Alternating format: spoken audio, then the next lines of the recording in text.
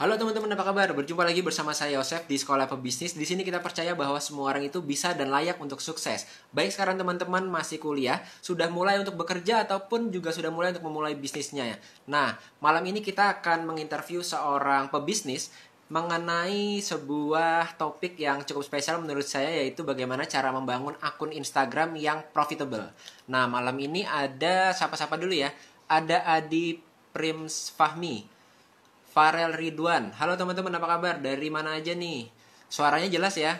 Kebetulan tadi kita di sini habis hujan juga, jadi wifi-nya kadang-kadang kalau habis hujan tuh suka mati dan kadang-kadang suka ngadat-ngadat. Tapi kayaknya sekarang udah nggak masalah nih, udah pada masuk dan lancar kayaknya. Oke teman-teman, jadi malam ini biasanya seperti biasa di setiap hari Senin dan di setiap hari Jumat kita ada Instagram Live di Sekolah Pebisnis. Nah, buat teman-teman yang mungkin baru aja masuk sekarang Instagram Live ke Sekolah Pebisnis, karena biasanya baru ada yang follow Sekolah Pebisnis, terus ngelihat ada ringnya tulisannya live, lalu klik bertemu dengan saya. Nah, selamat malam teman-teman. Salam kenal, nama saya Yosef, founder dari Sekolah Pebisnis, orang yang berada di balik dari akun Sekolah Pebisnis ini. Jadi biasanya kalau teman-teman lihat Sekolah Pebisnis itu kan di dalamnya ada inspirasi, motivasi, ada artikel-artikel, ada juga tips-tips ya. Nah, tapi sekarang hujan di mana? Di Tangerang. Nah, lokasi saya di Tangerang teman-teman. Jadi tadi di Tangerang hujan. Jadi sekarang kalau teman-teman masuk ke Instagram Live itu kita ada diskusi bisnis dan diskusi marketing, terutama seputar Instagram marketing. Nah, jadi kita di setiap Senin dan Jumat itu ada diskusi bisnis, tapi juga biasanya kita hari Senin dan Jumat itu mengundang para pebisnis yang satu, mereka sudah sukses dan kita bisa melihat gimana sih perjalanan kesuksesan mereka supaya kita bisa belajar dari mereka, tapi juga belajar dari kegagalannya juga. Biasanya kan kalau kita belajarin kegagalan seseorang, kita jadi lebih bisa untuk menghindari kegagalannya. Nah, malam ini ada seseorang pebisnis yang kita akan interview. Namanya adalah Pak Clemens. Saya selalu bilangnya Kok Clemens karena saya kenal dengan beliau ini sudah dari, kalau nggak salah, dari setahun atau 2 tahun lalu gitu, saya lupa deh. Gitu. Nah, malam ini kita akan coba untuk bareng-bareng belajar dari beliau. Beliau ini adalah seorang pebisnis yang menurut saya cukup inspiratif juga. Ada salam dari Hamburg ya. Wow, dari Jerman ya. Halo Jerman, apa kabar nih? Ada dari Hamburg, ada Valfans. Halo Valfans. Nah, jadi Pak Clemens ini adalah seorang pebisnis yang juga dari luar negeri tadinya. Dia itu berbisnis, orang Indonesia, lahir di Indonesia, merantau ke luar negeri. Nah, kebetulan luar negerinya ini ke Australia. Di sana dia merantau, belajar hingga lulus kuliah. Tapi waktu kuliah itu beliau udah mulai berbisnis. Jadi mulai karena kebutuhannya di sana, beliau mulai berbisnis. Lalu hingga bisnisnya itu makin besar hingga buat sebuah badan usaha di negara Australia. Nah, dari situ baru beliau pulang ke Indonesia dan sekarang ini beliau membuat sebuah, ibaratnya apa ya, movement ya, kita bisa bilang ya, community atau movement. Untuk apa? Untuk membuat orang-orang di Indonesia ini jadi lebih, tanda petik, melek entrepreneurship. Nah, ini menarik banget karena cerita beliau ini bahkan waktu masih di Australia aja sudah membuat sebuah startup. Nah, jadi startup bukan hanya katakanlah seperti saya. Kalau teman-teman baru kenal saya itu bisnisnya dulu berdagang di offline. Jadi dari awalnya saya kerjanya itu di otomotif, di pabrik, di belakang layar. Sama juga saya sempat dapat beasiswa untuk sekolah juga di Hamburg. Tapi saya bukan di Hamburg, di Bremen dulu saya, di daerah Bremen gitu. Nah, dari situ saya pulang ke Indonesia di otomotif. Sempat 5-6 tahun bekerja di otomotif, lalu akhirnya resign, terus jualan. Nah, tapi dari jualan itu saya nggak ngerti gimana caranya jualan. Jadi saya ambil barang import. Dari barang import itu kita jualan di bazar ke bazar. Jadi kerjaan saya dulu, kebetulan lokasi saya kan di daerah Tangerang. Itu bazar dari mall A ke mall yang B ke mall yang C gitu. Jadi setiap minggu selalu bazar gitu. Jadi saya berawal dari pebisnis yang pemula banget. Bahkan hingga sekarang belum bisa sampai katakanlah omsetnya triliunan, miliaran gitu ya. Kalau orang-orang di luar sana kan pebisnisnya luar biasa omsetnya, makanya di sini di Sekolah Pebisnis kita berusaha mengundang mereka yang sudah mencapainya supaya kita bisa bareng-bareng nih belajar bersama mereka. Nah, salah satunya adalah Pak Clemens ini. Jadi Pak Clemens ini adalah seorang pebisnis yang memang dari Australia. Saya selalu bilang kalau teknologi aja di katakanlah di US atau di Jerman ya, ada dari Hamburg, itu biasanya lebih cepat daripada Indonesia beberapa tahun di depan kita, gitu kan. Pengetahuan pun lebih cepat di depan kita beberapa tahun. Artinya beliau ini datang dari Australia itu ada insight-insight yang bisa kita gunakan sebagai kita yang mau berbisnis di Indonesia. Nah, ini akan kita gali malam ini. Kenapa malam ini berbeda dengan malam-malam sebelumnya ya? Saya coba lihat lagi nih, udah ada banyak yang mulai masuk. Dari Lombok hadir, ada Salman Afan. Ada juga dari Bali. Wah, Bali apa kabar? Ada Lasmi Febri. Tarakan. Halo Tarakan, apa kabar teman-teman? Dari Dani di Capricorn, ini dari Medan. Wow. Medan nih kayaknya lagi naik ya corona ya. Stay safe terus teman-teman yang ada di Medan, yang di Sumatera Utara terutama ya. Sekarang ini kayaknya kasus corona di sana lagi mulai menanjak. Jadi buat teman-teman yang ada di Sumatera Utara, jangan lupa untuk kalau keluar pakai masker. Saya aja sekarang kalau keluar udah ngeri-ngeri sedap ya. Nah, ini ternyata Pak Clemens-nya udah mulai masuk, teman-teman. Ada Bapak Clemens, kita akan undang beliau supaya bisa bergabung dengan kita. Tapi sebelumnya, saya ketik title-nya dulu deh. Mungkin ada teman-teman yang baru masuk. Ini membahas apa sih live-nya? Nah, saya akan tulis title-nya dulu.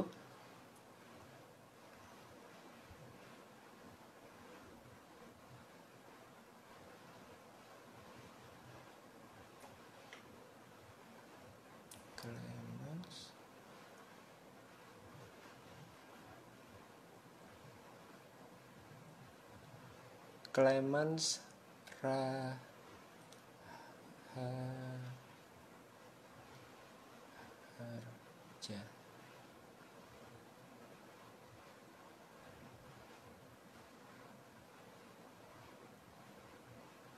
Oke. Oke teman-teman, ada dari Ciamis, Madura, dan Pekanbaru. Halo teman-teman, yuk kita langsung aja undang beliau supaya bisa join bersama dengan kita.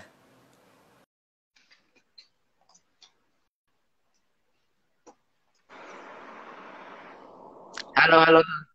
Hai, hai. Nah, Haha. ini dia. Wah, Halo, mantap Bos. nih. Keren ya sama Babang Yosef Abbas. Haha. Yes. Gimana, Jadi Bang? teman-teman, Asik. baik-baik. Mantap. Masih kerja dari rumah. Kita di Tangerang Oh, masih PSBB.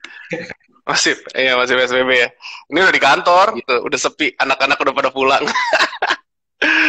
Soalnya Wow. kalau kalau di rumah takut internetnya kurang bagus, jaringan di Puri lagi jelek. Oh iya, iya, iya. Nah, Gimana buat nih teman-teman kabarnya nih? yang Wah, baru mantap. kenalkan nih teman-teman, ini adalah Kok Clemens, saya bilangnya Kok Clemens dari The Entrepreneur Society. Jadi beliau adalah ibaratnya inisiator ya, ko-inisiator dari The Entrepreneur Society. Jadi The Entrepreneur Society itu adalah komunitas buat para pebisnis. Tadi kita udah sempat cerita sebelumnya nih, ada Bro Ferdi juga tuh. Halo Bro Ferdi, apa kabar? Wih, Itu mantap komunitas Bro pebisnis Ferdi Darmawan. buat teman-teman yang mau belajar bisnis. Nah, malam ini kita akan cerita-cerita. Mungkin beberapa dari teman-teman yang sekolah pebisnis baru pertama ngelihat Kok Clemens nih kok. Jadi silakan diintroduce dulu. Sebenarnya Kok Clemens itu siapa dan bagaimana backgroundnya? Silakan Pak. Oke, perkenalkan teman-teman. Ini tunggu nih kelihatan nggak ya? Nah, oke. Jadi perkenalkan nama saya Clemens Raharja, founder dari The Entrepreneur Society. Ini sebuah komunitas pengusaha yang kita ciptakan. Visinya tuh satu, untuk mempersatukan Indonesia tanpa diskriminasi SARA. Karena saya ngelihat banyak dari pengalaman saya di luar sana, sebenarnya Indonesia tuh negara yang sangat kuat, tapi kita tuh masih dikotak-kotakan. Kalau kita bisa persatukan semuanya, itu peluangnya tuh nggak habis-habis, teman-teman. Dan kita mau mensejahterakan rakyatnya melalui pengembangan ilmu, edukasi, inspirasi, dan peluang dalam dunia kewirausahaan. Nanti saya ceritain lebih lanjut lah. Jadi kita tuh ada beberapa kiprah, dan kalau sayanya sendiri secara pribadi, bisnisnya banyak bergerak di bidang properti, dan sekarang kita ada beberapa lini industri yang mendukung di Entrepreneur Society, seperti ada Creative Content Marketing Agency. Nanti bisa dibahas juga tuh sama Bang Yosef. Siap, siap. Oke, jadi banyak yang bisa diceritakan. Nanti kalau kita ngomong topik hari ini tentang digital marketing ya, sebenarnya kalau ngelihat di luar negeri itu udah banyak, dan justru Indonesia tuh sedikit terlambat, dan banyak orang yang masih belum menyadari ini. Dan dengan adanya corona seperti ini, justru itu menjadi sebuah katalis, sebuah percepatan, dan orang-orang tuh pada mulai sadar gitu loh. Gitu. Oh, ngomongnya Hmm. mesti pelan-pelan. Oke, pelan-pelan. Ada yang komen tadi, cepet banget ya. Ya, kebiasaan kalau ngomong apa-apa gitu. Gara-gara mulai main TikTok, Mas Yosef. Main TikTok Jadi 60 detik doang. emang bisa banget ya, dari 60 detik tuh mesti kayak berkata dapat. Iya, ngomongnya Oke. jadi set kayak nge-rap. Jadi Jadi gimana nih, teman-teman gimana kita hari ini ngobrol apa nih? ini penasaran juga dari tadi yang introduce di awal itu kan Kok Lemons dari awalnya dari Australia nih kok. Nah, sebagian dari Ya, teman-teman di sini mungkin belum tahu juga ada yang cerita di situ. Mungkin ada yang pernah melihat Kok Lemons katakanlah di YouTube atau di media-media lain ya. Tapi mungkin ada sebagian juga yang tahunya itu hanya waktu Kok Lemons ngebahas mengenai bisnis. Tapi sebenarnya siapa sih Kok Lemons? Nah, mungkin ada yang masih bertanya, itu ternyata Kok Lemons itu dulu awalnya itu di Australia ya. Ada bisnisnya di ya, ya, ya. Australia. Dan ini Ah, gimana sih kok mungkin yang ada di sini?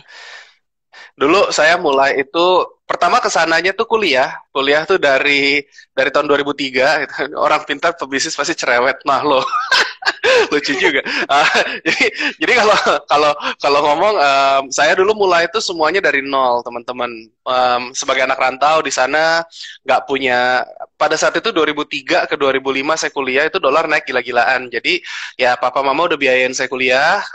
Saya bilang sama papa di semester kedua saya bilang, "Pap, saya mau mulai cari kerjaan deh. Saya mau mulai kontribusi lah minimal setidaknya untuk hidup, untuk ngekos, untuk transport itu saya bisa biaya sendiri." Akhirnya saya kerja tuh di dua tempat pada saat awal semester di akhir semester kedua saya kerja KFC, saya kerja di ngitung stok di kayak supermarket gitu yang scan-scan gitu. Terus ngelihat dari situ justru kok kayaknya mepet ya, kok kayaknya teman-teman yang lain kok enak ya bisa bisa party, bisa jalan-jalan. Nonton bioskop di sana mahal loh, nggak semurah di sini. Kalau di sana di sini nonton masih ada yang 30.000, 40.000 kan tergantung lokasi mall.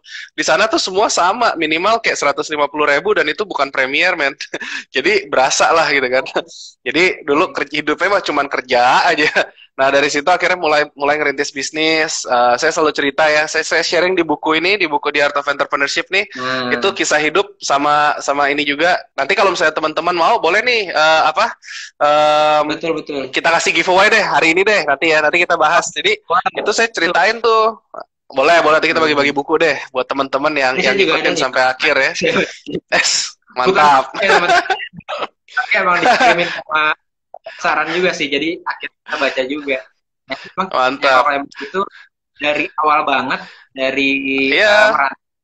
Dan salah satu yang mungkin sama visinya dengan sekolah pebisnis juga adalah kita di sini edukasi buat teman-teman yang memang datangnya bukan dari keluarga pebisnis kan kok. Jadi iya, kalau betul.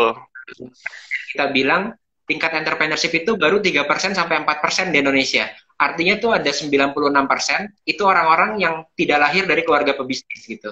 Nah, artinya banyak Iya, orang yang iya, iya. sebenarnya mau bisnis tapi mereka nggak tahu gimana caranya harus mulai berbisnis. Nah, saya rasa kita bisa belajar bersama dengan orang-orang yang memang telah melewatinya yang bukan datang dari keluarga pebisnis. Salah satunya adalah Kak juga nih. Jadi dari awal benar-benar merintis dari nol hingga sekarang bisa punya beberapa bisnis tadi sempat dimention sama Kok Lemons. Jadi makanya Ya, Kok Lemons untuk itu juga kok. Jadi biar teman-teman terinspirasi. Kan banyak dari kita tadi saya lihat ada yang dari Pekanbaru, ada yang dari berbagai kota, ada Medan juga. Yang kadang-kadang kita ya. berpikir, aduh, mana gue bisa sih gitu ya. Bersaing dengan anak Jakarta nih, bersaing dengan anak gitu kan, bersaing dengan orang di Jabodetabek gitu. Masih ada mindset kayak gitu. Nah, Kok Ya, Lemons ini kan teman-teman dengar juga dari Indonesia ke Australia gitu ya. Ternyata beda. selama kita punya ya, beda banget mindset yang Iya, benar itu teman-teman pasti bisa untuk mulai gitu. Nah kuncinya adalah yang saya pelajari dari Kok Lemers itu ada beberapa entrepreneurship ya kunci prinsip-prinsipnya ya kok ya, ya, yang ya. selalu kok pegang.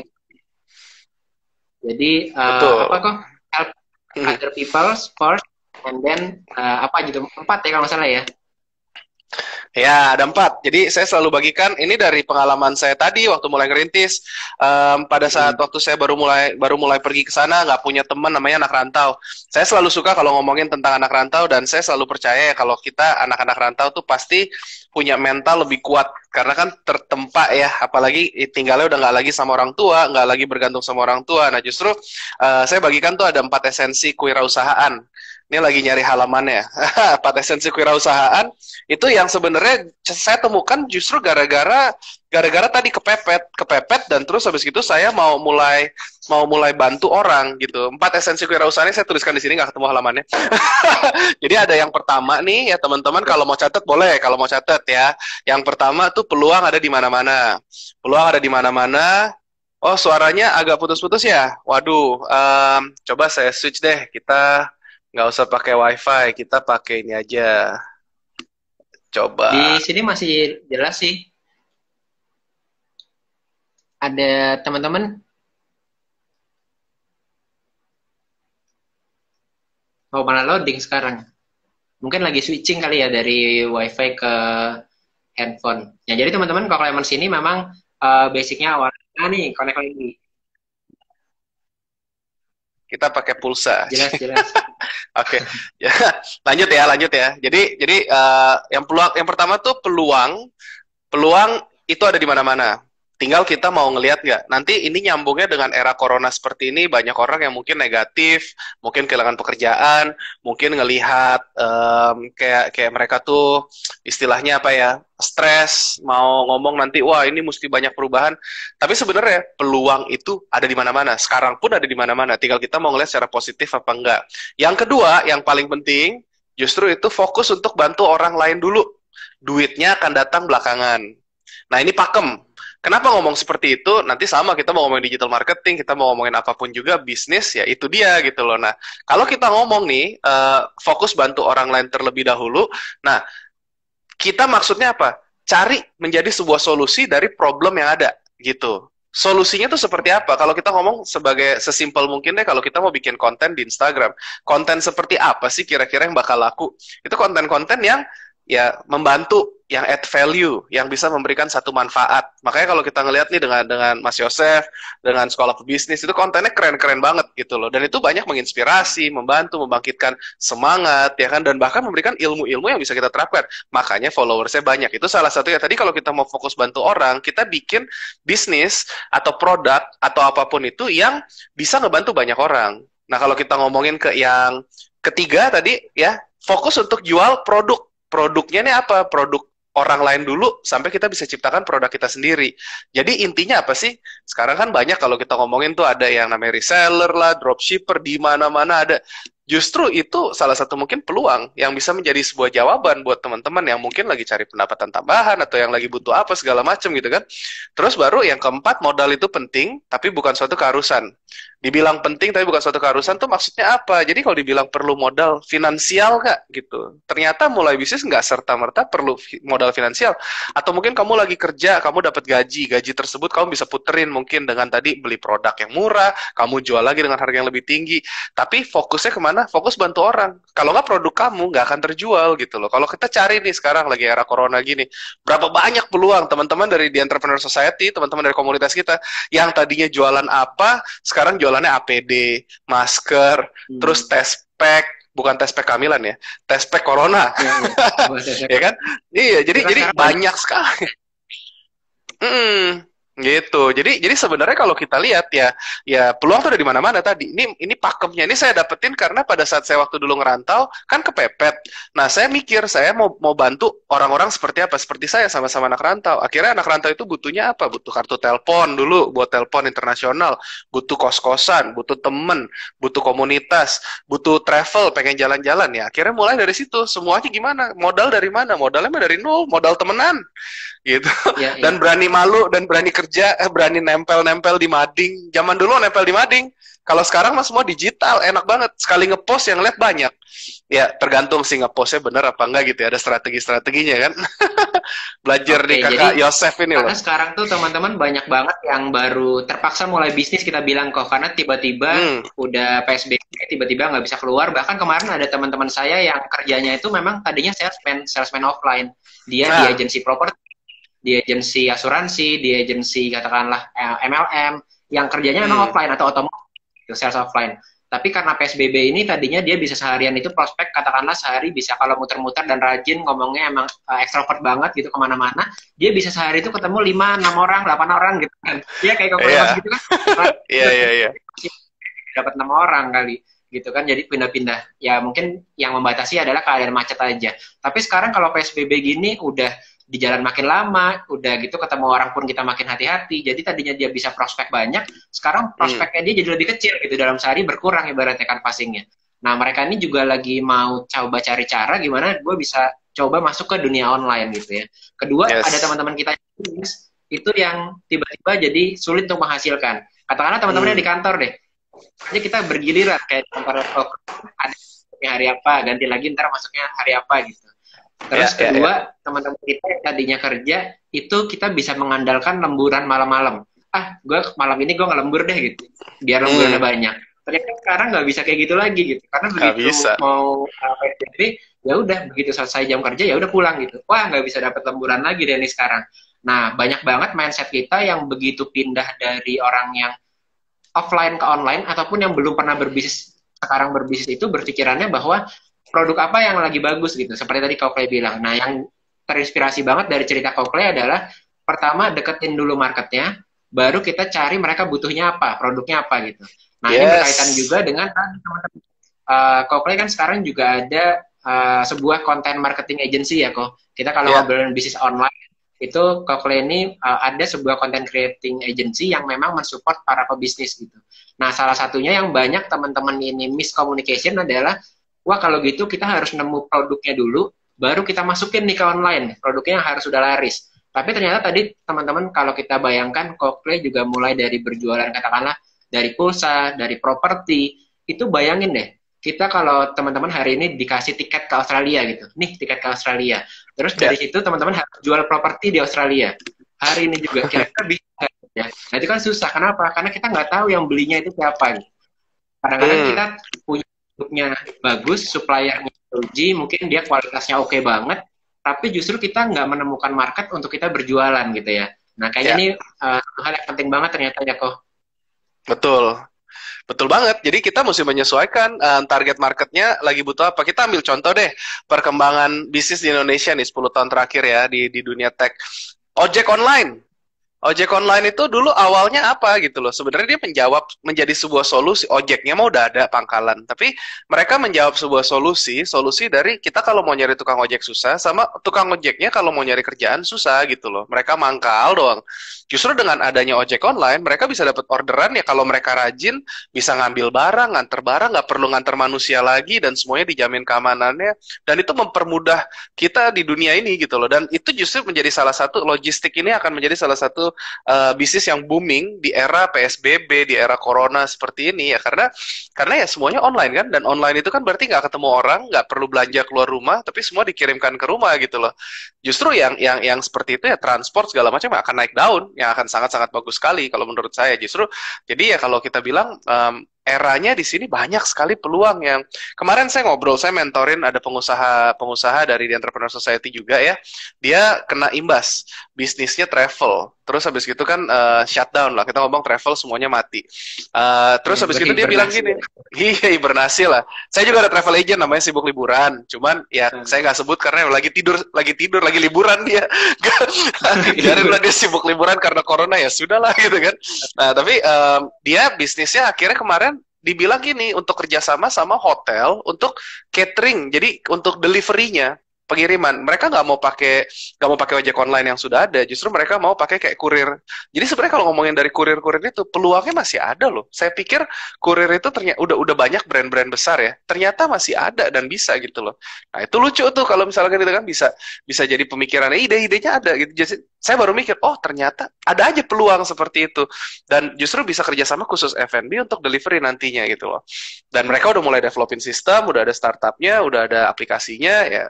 Bisa jalan, saya belum bisa sebut karena katanya bentar lagi mau di launching, ya udah nggak apa-apa gitu. Keren, salah satu contoh nyata. Memang mulainya dari resource yang mereka tuh udah punya saat ini, terus tinggal di shifting aja gitu ya.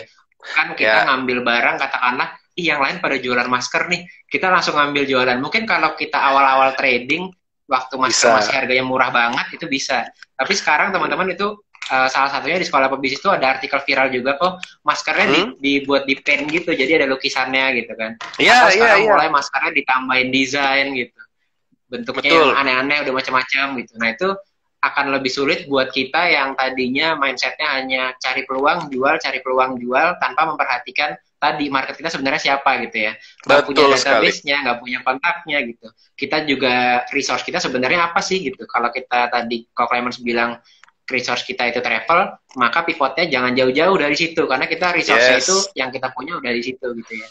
betul. Jadi ya Kalau dibilang buat dibilang teman-teman, silakan.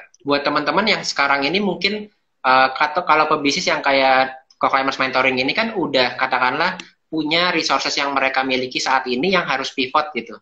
Kalau yang baru mulai, mungkin ada teman-teman di sini yang baru mulai, aku harus menghasilkan dari online.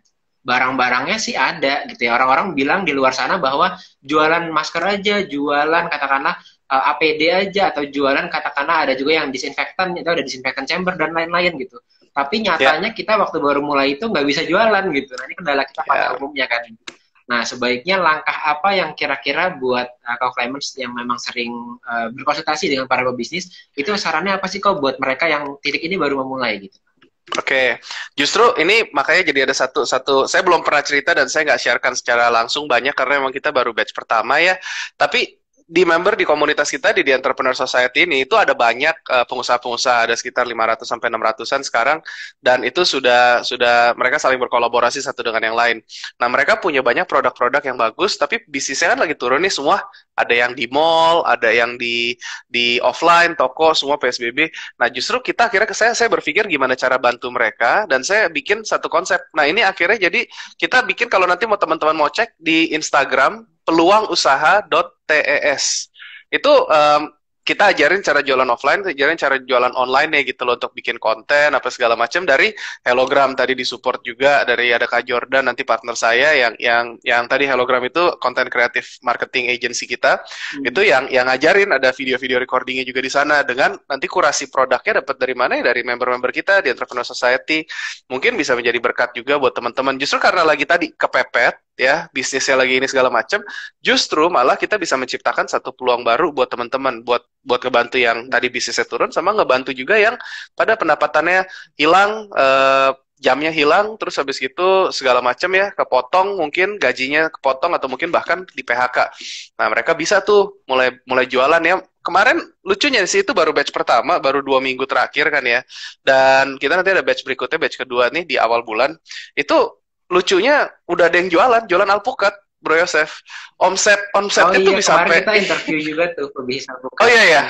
Hmm. Bisa Ya, sampai ya, ya. omsetnya tuh 3 juta gitu ini. Berarti kan kalau ngomong omset gitu kan ya jualannya berarti ada aja gitu, kayak ya berarti it works lah in a way gitu ya. Tapi kalau misalkan mau yang untuk baru mau mulai, saya kasih pesan nih, yang baru mau mulai itu lihat justru kira-kira peluangnya tuh yang mana, kamu bisa bantu yang mana, pemilihan produknya seperti apa. Jadi di ring satu kamu nih lagi corona, misalkan kita lagi dikunci di rumah, berarti kan saya sendiri mungkin butuh bahan makanan, makanya ada startup tuh yang jualannya kayak sayuran fresh diantar ke rumah ya kan.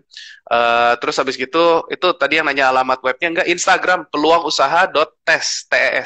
Nah, terus ada ya juga yang jual kayak misalkan makanan-makanan. Teman-teman kita banyak tuh ya Mas Yosef ya. Mulai jadi karena pada bingung di rumah, mungkin karena punya waktu, jadi bisa berkarya, bikin roti, bikin kue, bikin coipan, bikin apa. Nah, itu juga jadi pendapatan tambahan. Akhirnya ada satu nih anak yang saya mentori juga member kita, dia kehilangan pekerjaan.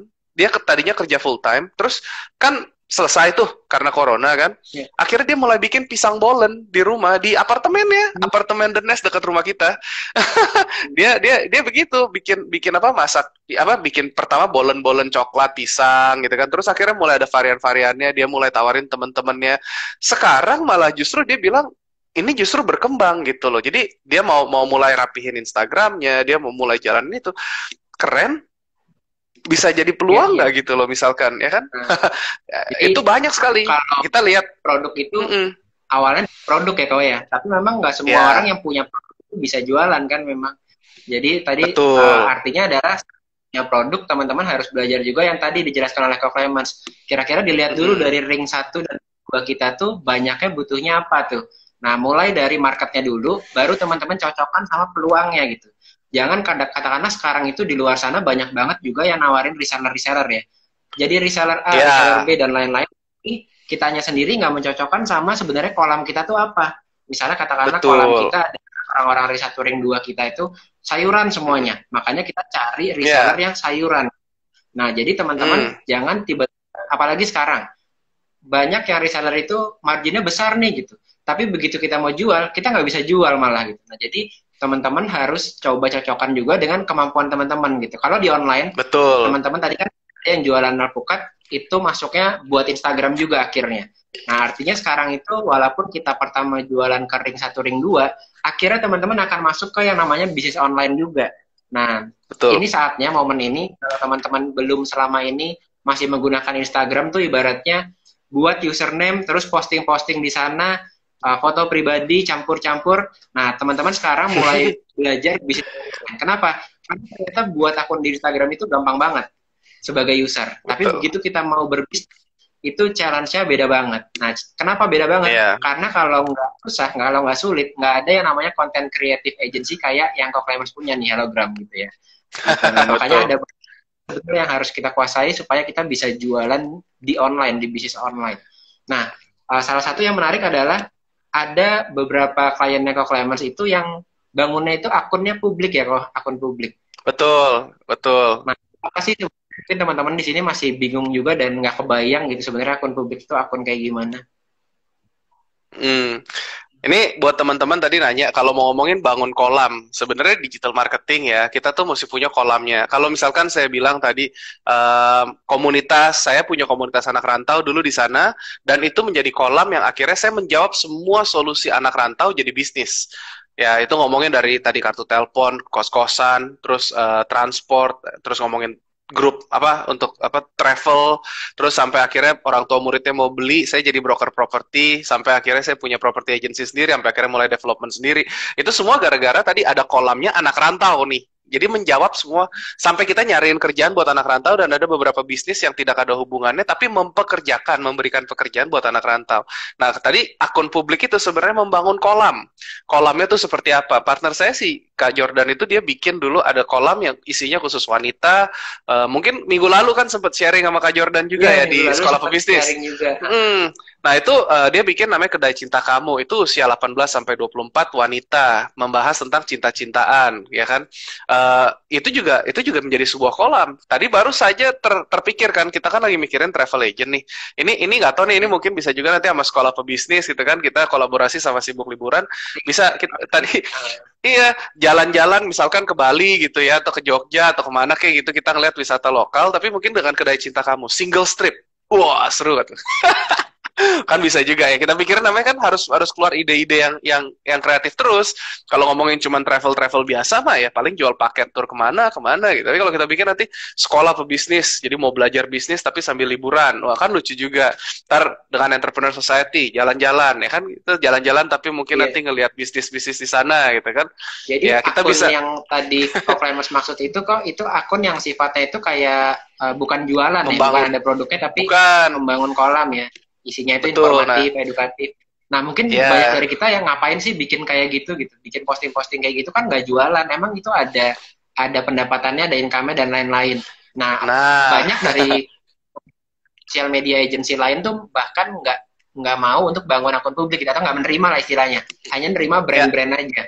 Tapi faktanya di Hellogram, di Coclaimers ini beda banget dengan sosial media agency lainnya, di mana Coclaimers ini bahkan menangani nggak hanya satu akun publik, tapi ada beberapa akun publik gitu. Nah, mungkin kita di sini pebisnis ini justru penasaran, kenapa sih kok para pebisnis itu datang ke Coclaimers, ke Hellogram, justru minta dibuatin akun publik gitu. Fungsinya apa sih buat mereka sebetulnya gitu, Pak? Ya, satu, tadi kalau udah ngomongin kita punya kolam, kita bantu mereka dulu, kita kasih ilmu, informasi, edukasi yang add value, yang ada nilainya, itu menciptakan namanya trust. Kalau sebagai pebisnis, kita perlu kepercayaan. Sama seperti waktu saya bantu anak rantau, saya bantu mereka dengan ilmu gratis, lalu mereka percaya, mau nanya apa-apa sama Clemens. Nah, sama halnya pada saat kita membangun akun publik atau kita bikin ya media yang bisa menjawab banyak pertanyaan atau menjadi sebuah solusi dari problem yang ada. Misalnya dengan topik, kan ada yang ngomongin tentang ibu dan anak, ada yang ngomongin tentang bisnis seperti sekolah pebisnis, ada yang ngomong di Entrepreneur Society juga komunitas, ada ngomongin juga yang, ini ada salah satu klien kita tadi yang ikut gabung juga tuh kan, dari Babang Ferdi Darmawan, asik, kita bikin medianya Halo Duit. Hmm, Waduh. Halo Duit itu membahas tentang keuangan. Jadi itu cepat banget perkembangannya tuh dalam 7 bulan udah 70.000 followers. Jadi ya maksudnya kenapa mereka mau? Karena mereka mau mencari tadi kedekatan, otoritinya, ya kan? Dan dari situ nanti sebenarnya kalau kita udah punya kolam, ya kita mau jualan apa aja bisa. Begitu. Arahnya tuh ke sana. Tapi kalau kita dari awal, kalau ngomong nih sama seperti secara offline ya, kalau kita ketemu nih misalkan baru kenalan sama Mas Yosef gitu kan. Mas Yosef salam kenal, nama saya Clemens gitu kan. Terus habis itu saya kenalan kan. Tiba-tiba saya langsung nawarin, Mas Yosef nih ya, ini ada peluang usaha nih. Kalau dilihat gini nih, ini nanti di sini nih nanti, oh kalau cari 4 kaki itu dapat gitu. Kira-kira Mas Yosef mau temenan nggak sama saya? Enggak, langsung musuhan kita. Baru ketemu apa nih udah jualan gini-gini kan? Wah enggak, nanti kalau ketemu sama Clemens dijualin gitu. Nah, tapi kalau kita, Mas Yosef tahu kan kalau mau bangun bisnis tuh begini, caranya tuh begini. Nanti udah ada kepercayaan, terus baru dia nanya, Clemens gimana sih caranya begini? Nah, saya kasih jawaban. Nah, jawaban-jawaban tersebut itu sebenarnya bisa ya mungkin menjadi ini menjadi pendapatan. Kalau ngomong deh dari akun Kedai Cinta Kamu. Ya. Curhat, kita ngomong itu curhat sama Mimin. Itu jadi salah satu sumber pendapatan loh teman-teman. Jadi akun tersebut bisa membiayai biaya pembuatan akun tersebut nantinya. Jadi itu sebagai investasi yang disebut ya buat branding. Mau ngomongin brandingnya kemana gitu loh. Bagus-bagus gitu. Kalau Itu boleh tahu kok, yang perlu. mungkin Ya. nama akunnya nggak usah di mention nggak apa-apa nih kalau misalnya Oh ya nggak apa-apa. Oke, konfidensial siap. gitu. Ya. Betul, Confidential, betul, betul, bisa betul. Tapi kalau misalnya aku boleh tahu kan kebetulan yang datang ke agensinya Climbers ini pasti bisnis oriented kan. Artinya dia Ya. hire agency pasti dia dapat profit ujungnya gitu. Tapi mereka tetap Yes. bangun akun publik. Nah, kalau boleh tahu akun publik itu satu-satunya akun yang dia miliki atau sebenarnya akun publik ini adalah digabungkan dengan katakanlah online shop mereka atau personal brand mereka atau seperti apa sih biasanya mereka itu kok? Nah, itu mereka biasanya akhirnya jadi funnel. Kalau digital marketing itu untuk awareness-nya yang luas, nanti akhirnya masuk ke dalam funnel corong penjualan. Nah, itu biasa ada akun lain, atau ada landing page, atau ada website-nya, atau mungkin nanti ada langsung chat ke adminnya. Jadi semua tuh ada funnel-nya gitu istilahnya. Memang kalau dibilang nggak menutup kemungkinan bahwa mereka nggak cuma punya satu akun.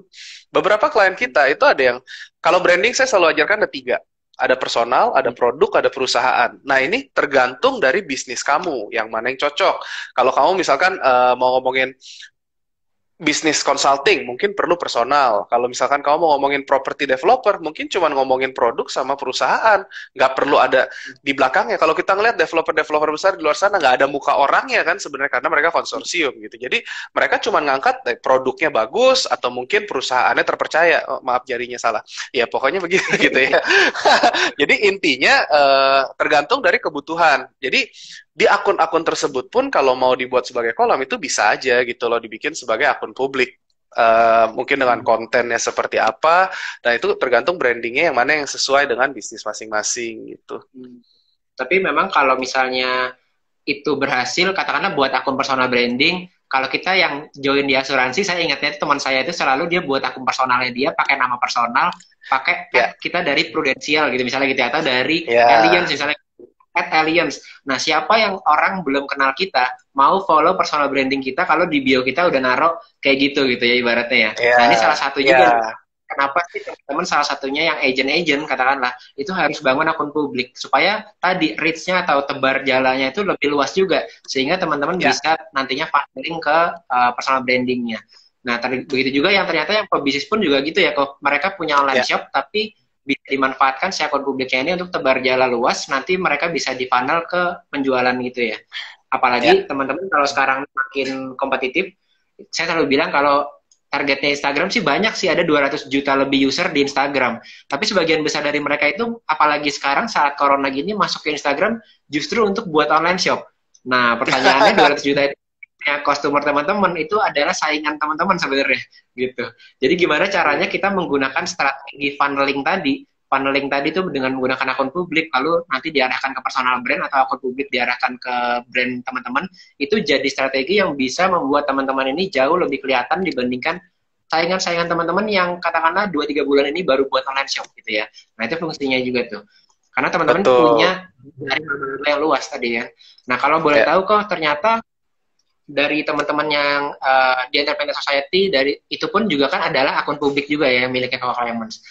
Ya. Nah, itu contohnya gitu, teman-teman. Mungkin bisa dilihat-lihat juga tuh kalau misalnya akun publik kayak gimana sih, masuk aja ke The Entrepreneur Society terus di-follow akunnya. Nah, biar tahu update-nya dari situ kayak gimana model-model akun publik. Salah satunya kok Boleh. yang mungkin cerita yang jarang kita ketahui ya, katakanlah ya. Itu adalah Ya. cerita yang kemarin baru bahas juga tuh di grupnya Sekolah Pebisnis, kita ada membershipnya juga, ngobrol-ngobrol mengenai akun publik, mengenai digital marketing, mengenai Instagram marketing terutama. Itu banyak dari kita yang berpikir kalau Rico Huang, kita kan udah tahu ya Rico Huang itu siapa, dropshipaja.com itu seperti apa gitu ya. Merekrut reseller luar biasa besar, database-nya sampai 1 juta database gitu ya. Tapi jarang dari kita banyak yang tahu bahwa waktu dia masuk dari Twitter ke Instagram, itu mengakuisisi akun publik. Nah, dulu dia akuisisi akun publik begitu masuk pertama kali gitu. Jadi ini adalah tanda bahwa orang yang seperti sudah besar bisnisnya gitu. Ferrari-nya warna merah udah keren banget ya teman-teman ya, kita semua nggak ada yang nggak tahu beliau, tapi dia masuk ke Instagram itu masuknya dengan akuisisi akun publik, kalau nggak salah waktu itu namanya Raja Parodi seharga 100 jutaan gitu. Fungsinya apa?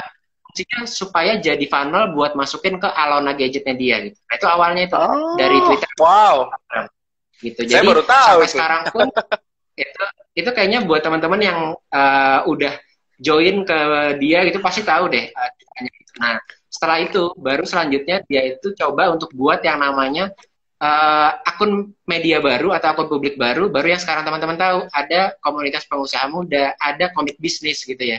Itu 2 akun publik yang mensupport dia, mensupport si Rico Huang. Nah, artinya apa? Artinya teman-teman kalau mau tebar jala seluas-luasnya, itu gunakanlah seperti apa yang sudah orang-orang ini lakukan. Kan kita bisa bilang kalau sukses itu berpola, tapi gagal itu juga berpola gitu. Banyak Yes. pola-pola gagal ke Instagram, langsung buat online shop, langsung jualan, tanpa kita tahu sebenarnya funneling yang dilakukan oleh orang yang sukses itu seperti apa sih. Gitu ya. Ternyata banyak dari kita yang sukses itu, salah satunya adalah Rico Huang, masuk ke Instagram langsung akuisisi 1 akun publik yang sudah besar, sekitar 100-an K lebih. Sekarang pun masih ada Raja Parodinya gitu, tapi udah dijual di titik 500K kalau nggak salah dulu. Karena dia mau mulai, Oh, jadi dia mau mulai rekrut resellernya itu untuk si dropship ini. Makanya akun publiknya sekarang komunitas pengusaha muda dan komik bisnis. Nah, teman-teman udah tahu nih blueprintnya tuh kayak gitu teman-teman. Jadi artinya kalau udah tahu blueprintnya, termasuk dari Clemens atau saya sendiri, buat sekolah pebisnis dulu, baru buat bisnisnya teman-teman. Atau Clemens buat TS Society dulu, baru di sampingnya ada Clemens Raharja. Nah, itu udah ada blueprintnya. Jadi buat teman-teman yang sudah tahu blueprint ini, mungkin hari ini menyaksikan live juga, ada cara-cara laksanakan. yang berbeda yang digunakan untuk kita bisa marketing nih, supaya kita berbeda dengan orang-orang lain yang online shop aja gitu ya. Nah, gimana kok? Kayaknya itu sesuai nggak dengan klien-klien Neko Clemens yang memang kan ada beberapa yang buat akun publik ya? Betul, betul. Tepat sekali. Ya, sebenarnya sama akun publik itu tadi kita bikin tergantung ya mau dapetin kolamnya seperti apa dan di mana, dan sekarang karena ada banyak tools sosial media bisa digunakan di situ. Bagus banget. Jadi memang untuk menciptakan kepercayaannya, menciptakan yang namanya otoritasnya tuh perlu ke sana gitu loh. Betul. Tapi apakah hanya akun bisnis aja nih? Karena kebetulan yang lagi dilihat sekarang kan, oh TS Society nih, terus sekolah pebisnis gitu, atau akun komunitas pengusaha muda itu kan semuanya bisnis. Berarti kalau aku mau buat harus akun bisnis dong, harus akun yang membahas bisnis Oh, dong. enggak Itu juga. nggak sih gitu? Tergantung tadi segmen pasar kamu gini. Jadi kita ada klien-klien ya. Kita lagi bahas sekarang. Kita lagi bangun kolam untuk beauty untuk kecantikan. Kita ada yang bahas juga untuk nanti. Tadi itu kliennya dia sebenarnya jual skincare. Ada juga yang klien yang jualnya bukan skincare tapi yang diminum ke dalam. Itu juga beauty juga mirip-mirip. Ada juga yang aksesorisnya. Itu juga sama beauty gitu loh. Tapi semuanya bentuknya akun publik. Salah satu YouTuber terkenal juga dan ya pokoknya YouTuber terkenal deh gitu ya, saya nggak sebut, itu juga kita handle Siapa? akunnya. Ya udah tahu lah ya itu intinya lah ya. Tapi itu juga salah satu akun yang kita handle gitu loh istilahnya untuk bikin tadi itu otoritasnya gitu loh. Maksudnya di Instagramnya kok? Di Instagramnya kita yang handle. Dan beberapa brand-brand besar seperti itu. Ada juga yang ngomongin brand pakaian, ada yang ngomongin makanan. Makanan pun juga konsepnya bukan lagi cuman kayak katalog produk atau makanan gitu. Mungkin saya kalau saya suka cerita nih, saya kasih komposisinya tuh 80-20 atau 90-10. Itu isinya konten dan jualan. Jualannya itu mungkin 10% teman-teman, dan itu kalau bisa very soft selling. Jadi kita kasih, misalkan kamu target pangsa pasarnya itu adalah ngomongin makanan ya, catering. Misalkan contoh produknya catering sehat. Nah, mungkin kita nggak cuma ngomongin, oh makan catering sehat, oh minum ini minuman sehat atau apa, tapi ngomongnya mungkin fungsinya, salah satu materi di dalamnya, bawang kah, bawang itu ada antioksidannya, ada ininya, ada itunya, kenapa pentingnya kamu makan bawang, atau misalkan nanti ada kol atau apa, atau mungkin protein, dapatnya tuh hasil protein dari mana, itu kan konten-konten sebenarnya gitu loh. Jadi bukan cuman jualan, intinya sekarang udah orang tuh nggak suka dijualin, tapi karena udah terlalu banyak yang jualan, tapi kita bisa bikin justru konten-konten yang tadi informatif. Misalkan ngomonginnya ada yang wedding, kita ngomongin tentang pokoknya wedding organizer, tapi ngebahasnya itu justru malah gimana sih cara untuk menjaga pasangan kamu, atau untuk gimana, intinya ya supaya pasangannya tetap langgeng sampai nanti merit. Kalau mereka putus kan hilang, nggak jadi kawin kan, bisnisnya ngilang gitu. Itu salah satu contoh-contoh yang bisa diambil juga gitu. Jadi sebenarnya ya klien-klien tadi mereka semua punya produknya. Ya kalau mau mulai dan kalian belum tahu target pangsa pasarnya seperti apa, ya kita coba lihat dulu lah kebutuhan di luar sana seperti apa. Saya ajarin di The Entrepreneur Society itu pertama lihat tadi solusi apa yang mau kamu jawab nih dari problem yang ada. Kalau misalnya ngomongin corona, misalnya PSBB, tadi kan ngomongin pertama keluarnya masker yang cuma untuk proteksi. Tapi akhirnya sekarang kan mulai yang dengan desain. Itu inovasi-inovasi karena apa? Karena gini, semua orang akan jualan, dan di Indonesia tuh ATM, amati tiru modifikasi. Pada saat kalau mereka udah satu konveksi bikin masker, yang lain bikin masker, ya semuanya pakai masker. Gimana bikin unique sellingnya?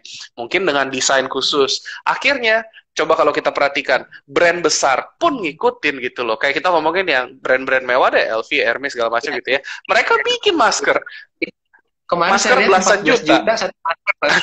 14 juta masker. Iya kan, terserah sih kalau teman-teman mau beli. Kalau saya sih nggak suka begitu kan geblek aja gitu kan. Cuma sih anyway gitu ya. Ya itu yang terjadi. Jadi semuanya dimulai dengan bangun kolam, bangun akun publiknya tadi gitu loh. Makanya ya sadar nggak sadar itu salah satu strategi marketing untuk mengumpulkan kepercayaan gitu. Ini analoginya bagus banget sih, karena di awal-awal PSBB atau di awal-awal Corona itu memang semua orang pada jualan dengan harga murah-murahan, ibaratnya banting harga kan. Semuanya sama, bentuk masker semuanya sama, sumbernya pun kurang lebih suppliernya ya sama, konveksi-konveksi juga. Jadi banting-bantingan harga. Akhirnya orang sadar, wah udah nggak bisa lagi nih banting-bantingan harga. Kenapa? Soalnya udah ada yang dikasih logo lah, yang dikasih pattern-pattern lah. Gitu. Wah, berbeda nih. Marketnya udah satu level lebih tinggi lagi ya. Udah gitu sekarang tinggi kasih pattern, tapi yang bentuknya itu unik-unik kan. Ada yang bentuknya kayak buat di warfare gitu kan, ada yang macam-macam bentuknya. Terus sekarang ada lagi yang bentuknya dimodif lagi, bisa dilukis jadi beda lagi. Nah artinya teman-teman kalau yang orang lain udah mainnya itu value, teman-teman udah nggak bisa banting-bantingan harga lagi. Nah sekarang di Instagram itu kayak gitu, saking banyaknya online shop, kalau teman-teman main banting harga, ya udah nggak kejual barangnya. Nah, salah satunya adalah teman-teman bisa offer value yang lebih daripada saingan teman-teman, atau kedua, buat funnelnya gitu ya. Awareness-nya dilebarkan, dibuat funnelnya, diedukasi sehingga belinya ke teman-teman. Biasanya kan gitu dua strateginya ya. Nah, kalau boleh tahu dari teman-teman yang dari klien Necoclimers itu kan banyak juga yang katakanlah kalau kita baru pengusaha pemula nih kok, baru mau mulai bisnis, itu gimana ya? Kalau Necoclimers kan agency nih, pasti juga orangnya banyak banget. Buat akun publik pastinya bisa gitu. Karena ada nih resources-nya gitu. Jadi buat teman-teman yang mungkin sekarang juga udah ngerti nih teknik akun publik, terus teman-teman tapi pebisnis, udah running bisnisnya, omsetnya udah lancar bulanannya gitu ya. Udah mau grow, katakanlah kalau ke Necoclimers itu levelnya udah level 3, level 4 yang udah punya karyawan. Saran saya kalau teman-teman mau bangun akun publik buat funneling, itu bisa kontak ke Hellogram gitu kan. Karena Necoclimers ini memang jarang banget ada agensi yang nanganin akun publik gitu. Nah, tapi kedua, kalau teman-teman baru pemula, bener-bener baru main Instagram, baru pindah ke online, baru buat online shop, saya yakin untuk hire agency itu juga cukup berat juga kan kok. Karena ya pasti mereka harus bisa make profit dulu sebelum bisa outsource ke yang lain. Nah, bisa belajar juga di sekolah pebisnis. Jadi kalau teman-teman sudah running bisnisnya, bisa kontak Hellogram. Kalau mau belajar dari awal buat akun publik, teman-teman bisa belajar di jagoanakunpublik.com. Itu kita ngajarin teman-teman supaya bisa punya akun publik, buat akun publik supaya apa? Supaya bisa stand out dibandingkan online shop lainnya gitu ya. Nah, Betul. kalau boleh tahu Kak Clemens, itu dari semua akun publik itu, gimana sih caranya mereka itu bisa make profit gitu kok? Oh, Kan udah buat eh, akun publiknya. banyak, tapi tadi kan pas lagi ngomong ada kelas-kelas nih, saya ceritain sedikit biar teman-teman nggak los ya. Nanti ikut tuh jagoan akun publik tuh teman-teman. Nah sekarang kalau kita ngomong gini, saya ngajarin ini di buku yang tadi, setiap pengusaha kan ngalamin kelas 1 sampai kelas 6. Kelas 1, kelas 2 nih omset kamu belum stabil. Jadi kamu nggak mungkin mau ngeluarin duit untuk kayak tadi, untuk bayar agensi. Kita memang target market kita tuh emang sebenarnya kelas 3 naik ke kelas 4 ke atas. Brand-brand besar lah gitu ya istilahnya yang bedanya tuh apa sih kelas 1 sampai kelas 6? Sebenarnya kita ngomong kalau yang di kelas 3 tuh udah mulai ada omset stabil lah. Kamu udah bisa punya pegawai yang mungkin admin, OB yang kelas awal. Ya mungkin tukang antar, tukang delivery dan sebagainya. Atau kalau misalnya kelas 4 tuh kamu udah punya middle level management, supervisor, manager ya. Kamu tahu gaji mereka berapa, kamu udah mampu menggaji mereka gitu loh supaya kamu bisa lebih fokus sebagai pengusaha untuk membesarkan bisnisnya. Kelas 5, kelas 6 ya itu udah ngomongin yang tadi, ngomong ke arah passive income. Spesifiknya ada di buku, saya nggak ceritain sekarang, tapi memang kalau yang baru mulai jagoan akun publik. Kenapa? Keren. Mau dong Iya, jadi bukunya kok katanya. boleh. Nanti gimana nih? Kita mau giveaway-nya terserah Mas Yosef deh. Mau gameplaynya gimana? Biasa kita sih screenshot, terus nanti Oh, ngetek, oke. ngetek Clemens, ngetek Entrepreneur Society supaya tim Tesa yang ngaturin, karena mereka yang ngecek Boleh, kan, boleh, saya Kak. nggak pegang kan gitu. Nanti kalau mau boleh di akhir ya, makanya ikutin sampai akhir. Jadi kalau untuk mau belajar mesti mau ngerjain sendiri dan ini ya saya kasih deh. Sekarang lagi corona kayak gini, kamu punya waktu, nggak pakai alasan. Jadi nggak ada alasan lagi untuk bilang nggak punya waktu untuk belajar. Justru 3 bulan terakhir PSBB atau kamu yang lagi di daerah yang PSBB-nya baru mulai, kalian tuh akan stuck di rumah berapa bulan. Nah daripada cuma nonton drama Korea men, eh, ini di upgrade karena kalau nggak ketinggalan gitu loh. Nah itu pelajari tuh Sekarang udah jagoan akun publik. nonton setiap hari lama bosan juga ya kok. Dari Ih, nonton Korea. udah stres nonton drama Korea, nangis lagi kan. Terus nontonnya itu lagi yang apa kemarin saya dengar tuh ada yang tentang seleweng menyelewengi gitu ceritanya. Waduh buset. Tambah stres kayak gitu kan. Mending baca buku, belajar, dengerin podcast yang bagus gitu kan. Ini kalau mau bukunya nih masih ada kodenya Mas Yosef nih, Sekolah Pebisnis dapat special discount. Kalau mau boleh tuh. Masukin nanti linknya pada nanya. Nanti ditulis aja. Silakan. Oke, Kak. Jagoan Nah, akun publik. ya. Jadi ternyata penting juga ya kok buat akun publik. Terus kalau misalnya buat banyak teman-teman yang sekarang mau coba untuk mulai bisnis tapi masih katakanlah tadi terhalang ke PSBB-nya gitu. Karena kan kalau kita baru mulai itu pastinya lewat Instagram ya kok Instagram kalau sekarang. Ya. Nah, itu apakah kalau misalnya teman-teman yang baru banget ini itu kan kadang-kadang kita butuh yang personal branding juga kok. Kita ngebahas personal branding deh. Tadi ada orang agent asuransi, agent MLM gitu, itu mulai personal branding, tapi kenapa personal brandingnya itu nggak naik-naik gitu kalau di Instagram? Padahal kan sekarang banyak banget yang katakanlah pengen nih naikin personal brandingnya gitu, tapi kenapa kok bisa personal brandingnya itu nggak naik-naik gitu kok? Ada nggak fenomena yang mirip itu kliennya Kak Clemens yang tadi kan kita bahas ini pebisnis yang pakai jasa Kak Clemens, ada nggak seorang personal branding yang pakai jasanya Kak Clemens juga kok? Ada. Jadi kalau misalkan mau, kalau personal branding kita nggak pernah handle secara ini untuk nama ya. Waktu itu sempat ngomongin tentang chef, tapi akhirnya ke YouTube channel bukan ke Instagram. Jadi ngomongin teknik masak lebih panjang. Kalau di Instagram kayaknya orang cepet distracted gitu. Kalau untuk mau belajar resep-resep di YouTube. Tapi kalau ngomongin untuk akun publik, lebih ke arah media disebutnya. Bukannya lebih kayak ini ya. Apa kalau personal branding sih? Sebenarnya bisa juga kita handle personal branding, cuman belum ada klien yang mau personal sih. Lebih ke arah brand, lebih ke arah tadi either dia satu mungkin kayak media untuk ngomongin keuangan, media ngomongin percintaan, media ngomongin kecantikan, ngomongin tentang ibu dan anak, kita juga ada ngomongin tentang wanita yang tangguh gitu kan, itu juga ada wanita yang pokoknya nggak bergantung sama cowok lah gitu kan, karena ada konten-konten yang lucu-lucu juga gitu yang kayak kita ngomong eh ini untuk empowering woman lah ya kan, wanita apa pria itu adalah titipan, kalau nggak diambil sama Tuhan diambil sama wanita lain. Iya. Ya akun-akun yang kayak gitu yang lucu-lucu gitu maksudnya kan, jadi ya sebenarnya tujuan akun publik tersebut tadi untuk awareness supaya lebih Jadi ini banyak bukan jalanya. ya, kayak dagelan ya kok, bukan yang repost-repost, bukan ya maksudnya? Bukan. Oh beda ya. Banyak di sini Uh, taunya maksudnya akun publik itu yang ternak akun yang repost-repost dari orang-orang gitu oh ya kok. bukan, Ya. bukan. Harus bikin konten yang unik, yang spesifik ke target market yang kamu mau coba bangun. Jadi, kamu mau ngejarnya tadi apa pasar kamu? Wanita, usia berapa? 12 sampai 18, apa 18 sampai 24, apa 25 ke atas, atau apa gitu. Jadi kamu udah Oke. punya segmentasi pasarnya. Mau jualan makanan tadi mungkin bahan makanan, bahan kue, yaitu kemana, toko kue atau apa, atau mungkin segmentasi pasarnya usia berapa, pria, atau mungkin anak muda, atau mungkin mama muda, anak satu. Itu kan ada segmentasi-segmentasinya. Di mana topik-topik yang kita bahas ya, yang nggak jauh dari situ. Jangan loncat-loncat. Apalagi ini pesan ya, jangan digabungin teman-teman. Misalkan saya tiba-tiba di akun saya nih ngomongin tentang bisnis, terus habis itu tiba-tiba nanti ngomongin pisang goreng. Kalau nggak ada bisnisnya nggak nyambung. Kalau terus tiba-tiba ngomongin mau punya anak, terus tiba-tiba ngomongin curhat cinta, orang bingung gitu loh. Ini ngapain gue follow nih? Aduh, gue nggak tertarik kok, dia ngomongnya jadi aneh sih sekarang, pasti begitu.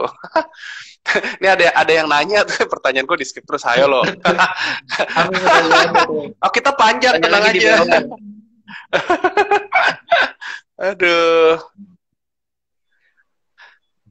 Ya, jadi kalau ini mau kita tulis giveaway-nya, menanginnya gimana, boleh? Boleh boleh kok. Mas Yosef, saya tulis ya, nanti di-pin aja ya. Iya. Giveaway buku. Saya sambil tulis. Saya kalau nggak mau cerita apa lagi ya cerita. Kita mau tanya-tanya apa boleh, bebas. Dari Hmm, Santral. Bang, kalau media sosial agency mau buat kayaknya deh dia mau buat sosial media agency. Apakah bisa kita langsung nawarin jasa? Karena kita modal karena memahami algoritma sosial media itu butuh waktu. Nah, ini kayaknya penting juga sih. Gimana cara memulai sosial media agency. Tapi kemarin kita udah interview juga tuh, ada yang khusus mengenai gimana cara start your own social media agency. Itu ada di IGTV-nya Sekolah Pebisnis, teman-teman langsung nyimak aja di sana. Nah, kalau di sini mungkin yang bisa kita ambil adalah kalau misalnya kita kan banyak tuh kok Clemens. Aku ya. kayaknya udah berusaha untuk belajar di YouTube, berusaha untuk belajar di katakanlah semua yang kelas-kelas mengenai editing. Katakanlah editingnya di Canva atau di KineMaster atau di katakanlah Filmora dan software-software lainnya gitu atau di Snapseed. Udah sih udah coba ngedit, tapi kenapa konten yang aku buat itu nggak dilihat sama banyak orang? Nah, sebenarnya cukup nggak sih untuk memiliki hanya konten yang bagus aja dan harusnya gimana kok? Untuk gimana tadi, coba tolong diulangin, lagi nulis. Yang kayak oh kalau di Instagram nih berarti aku ngelihat si akun publik atau akun media itu atau online shop itu kan fotonya bagus-bagus. Berarti kayaknya Ya, aku harus niru aja kayak gitu. Harus buat enggak, desain yang mirip kayak gitu. Bagus. Atau kita harus enggak harus. mereka itu kan udah belajar katakanlah di YouTube. Ketik Hmm, tutorial. Gimana kita ngedit menggunakan smartphone. Udah belajar tutorialnya, begitu diposting, ternyata kok efeknya malah kebalikan, yang nggak ada yang lihat, nggak ada yang tertarik sama produknya gitu. Jadi maksudnya, apakah desain yang bagus itu cukup nggak sih buat kita mengembangkan akun kita? Nah, menurut Kak Emes, tidak. agency. Kalau kita nih kuatnya di kreatif konten. Konten itu bisa berupa mungkin tadi visual, tapi nggak serta-merta menjamin. Terus sama kalimat-kalimat. Jadi komposisinya itu ada dari kontennya seperti apa, kalimatnya seperti apa, value-nya, nilai pendidikannya apa, caption-nya juga seperti apa. Itu semua menjadi satu kesatuan gitu loh. Nggak bisa kalau cuma ngomong, oh kayak saya desain bagus, terus rame gitu kan. Dan kita bikin konten pun itu itu ada content production, terus nanti ada momen di mana kamu harus bisa distribusikan konten kamu. Gimana caranya? Mungkin kolaborasi, shout for shout, kerjasama ya kan dengan yang lain, atau endorse, atau paid promote, atau mungkin nanti dengan cara berbayar ads. Banyak caranya gitu. Kalau udah bikin konten yang bagus, disebarluaskan gitu loh. Mungkin dengan menggunakan hashtag, hashtagnya tepat nggak? Banyak strateginya gitu kan. Dan nanti itu semua diajarin di jagoan akun publik ya. Ada distributionnya ya kok ya. Yes. Jadi memang ada dua, bukan hanya kita tuh tahapnya nge-upload konten aja, tapi ternyata yang sering dilupakan oleh banyak dari kita tuh ternyata konten itu butuh dimarketingin loh gitu. Banyak dari kita soalnya tuh yang offline itu kok kayak aku juga kan dulu mulainya tuh di bazar kan, dari satu mall ke mall lain kita bazar. Kalau kita udah nyewa booth di bazar, udah buka toko, itu kan orang yang lewat tinggal kita tarik aja ke dalam booth bazar. Ini tadi dari Kak Febas belum aku pin ya? Belum keluar sih, baru ditulis ting. Dah. Oke. Itu dia. Silakan. Tadi ngecek dulu tulisan Yosef Abbasnya bener enggak. Nah, teman-teman. Itu yang mau dapetin buku ya. Adalah follow dan screenshot @clemensraharja, @yosefabbas_, @entrepreneursociety.co, dan Sekolah Pebisnis, lalu post di story. Dapat apa dari sesi ini? Ya. Yang lengkap yang menang. Ntar yang milih tim Entrepreneur Society. Yes. Nah, gitu. Jadi tadi kita sampai mana ya? Jadi lupa. Nggak, kalau kita ngomongin tadi kan akun publik. Kalau desain aja tuh cukup nggak gitu loh sebenarnya. Tadi ada 2 tahapan gitu loh. Tahapan kita produksi, bikin konten harus bagus dan harus konsisten. Jadi kalau bisa ya coba bikin bank konten, terus sehari 1 lah posting minimal. Nanti baru setelah mungkin konten ada 30 atau 60 ya, udah cukup banyak, baru kita distribusikan. Nah, mungkin nanti dengan tadi shout for shout, caranya atau misalkan titip, bilang sama Mas Yosef, boleh nggak nih kontennya didistribusikan kalau sesuai standar. Nanti mungkin kan ada influencer yang punya rate, tebar sama mereka. Itu caranya untuk memperluas jalannya kalian gitu, kira-kira. Reach-nya lah. Banyak jadi strategi lain. Cara berbayar juga ya, tapi intinya adalah teman-teman harus punya yang namanya content distribution. Jangan hanya buat konten aja. Oh iya, tadi aku sampai cerita bahwa pengalamanku dulu tuh adalah udah sewa bazar, katakanlah sekali bazar itu kalau di Jakarta di mall itu kan sekitar 10 sampai 15 juta per seminggu gitu biasanya rate-nya kalau misalnya kita buka bazar di mall tuh. Nah, kita udah bayar tuh segitu. Harapan kita adalah semua orang yang lewat di depan bazar kita ya adalah customer kita, tinggal kita tarik ke dalam aja gitu. Tapi ternyata di online itu nggak kayak gitu.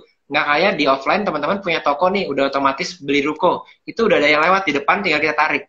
Kalau di online ini, teman-teman buka toko, itu belum pasti ada yang lewat ke tokonya teman-teman. Jadi buat teman-teman yang mungkin transisi dari offline ke online juga, jangan lupakan yang namanya content distribution tadi. Nah, itu salah satu yang menurut saya tuh mindset-nya tuh beda banget di antara offline sama online. Betul. Sangat betul sekali. Gitu. Karena apalagi kita kalau bergantung nih ya teman-teman, kalau ngomongin online itu kan kita pasti ngikut dengan platform yang ada. Platform itu mereka punya algoritma masing-masing. Mau ngomongin toko, contoh seperti marketplace pun punya algoritma masing-masing. Dari media sosial, dari Instagram, Facebook, TikTok, yang lain-lain itu semua punya, YouTube itu punya algoritma masing-masing. Jadi kita mesti mengikuti dengan aturan main mereka gitu loh secara nggak langsung. Nah, salah satunya juga kalau misalkan memang nanti nih saya selalu bilang sama teman-teman di mana saya sharing, sebenarnya sebagai bisnis itu perlu minimal punya website deh. Jadi kalau misalkan dicari di Google ketemu deh gitu. Kalau kita ngomong ini mungkin lebih berlaku sama yang bisnisnya sudah berjalan dan sudah punya mungkin brand, sudah punya nama gitu ya. Setidaknya ada gitu kalau di Google keluar. Karena kalau misalkan ada pernah kan saying saya ngomong, if your business is not on Google, it doesn't exist. Kalau bisnis kamu nggak ada di Google ya itu nggak nyata berarti. Itu sampai sebegitunya gitu loh. Itu di dunia luar. Pengalaman saya tuh dari saya bisa bawa buku ini, saya bisa ceritakan kurikulum dari pengalaman segala itu dari hasil saya mentorship, saya cerita saya belajar, saya kerja, dari saya ngambil beberapa mentor-mentor saya punya sharing, saya rangkum semua masuknya ke sini. Nah, dulu waktu di sana itu tahun 2007-2008 lah, digital marketing tuh mulai hits, di mana sebenarnya kalau kita ngomong Indonesia kan selalu tertinggal nih.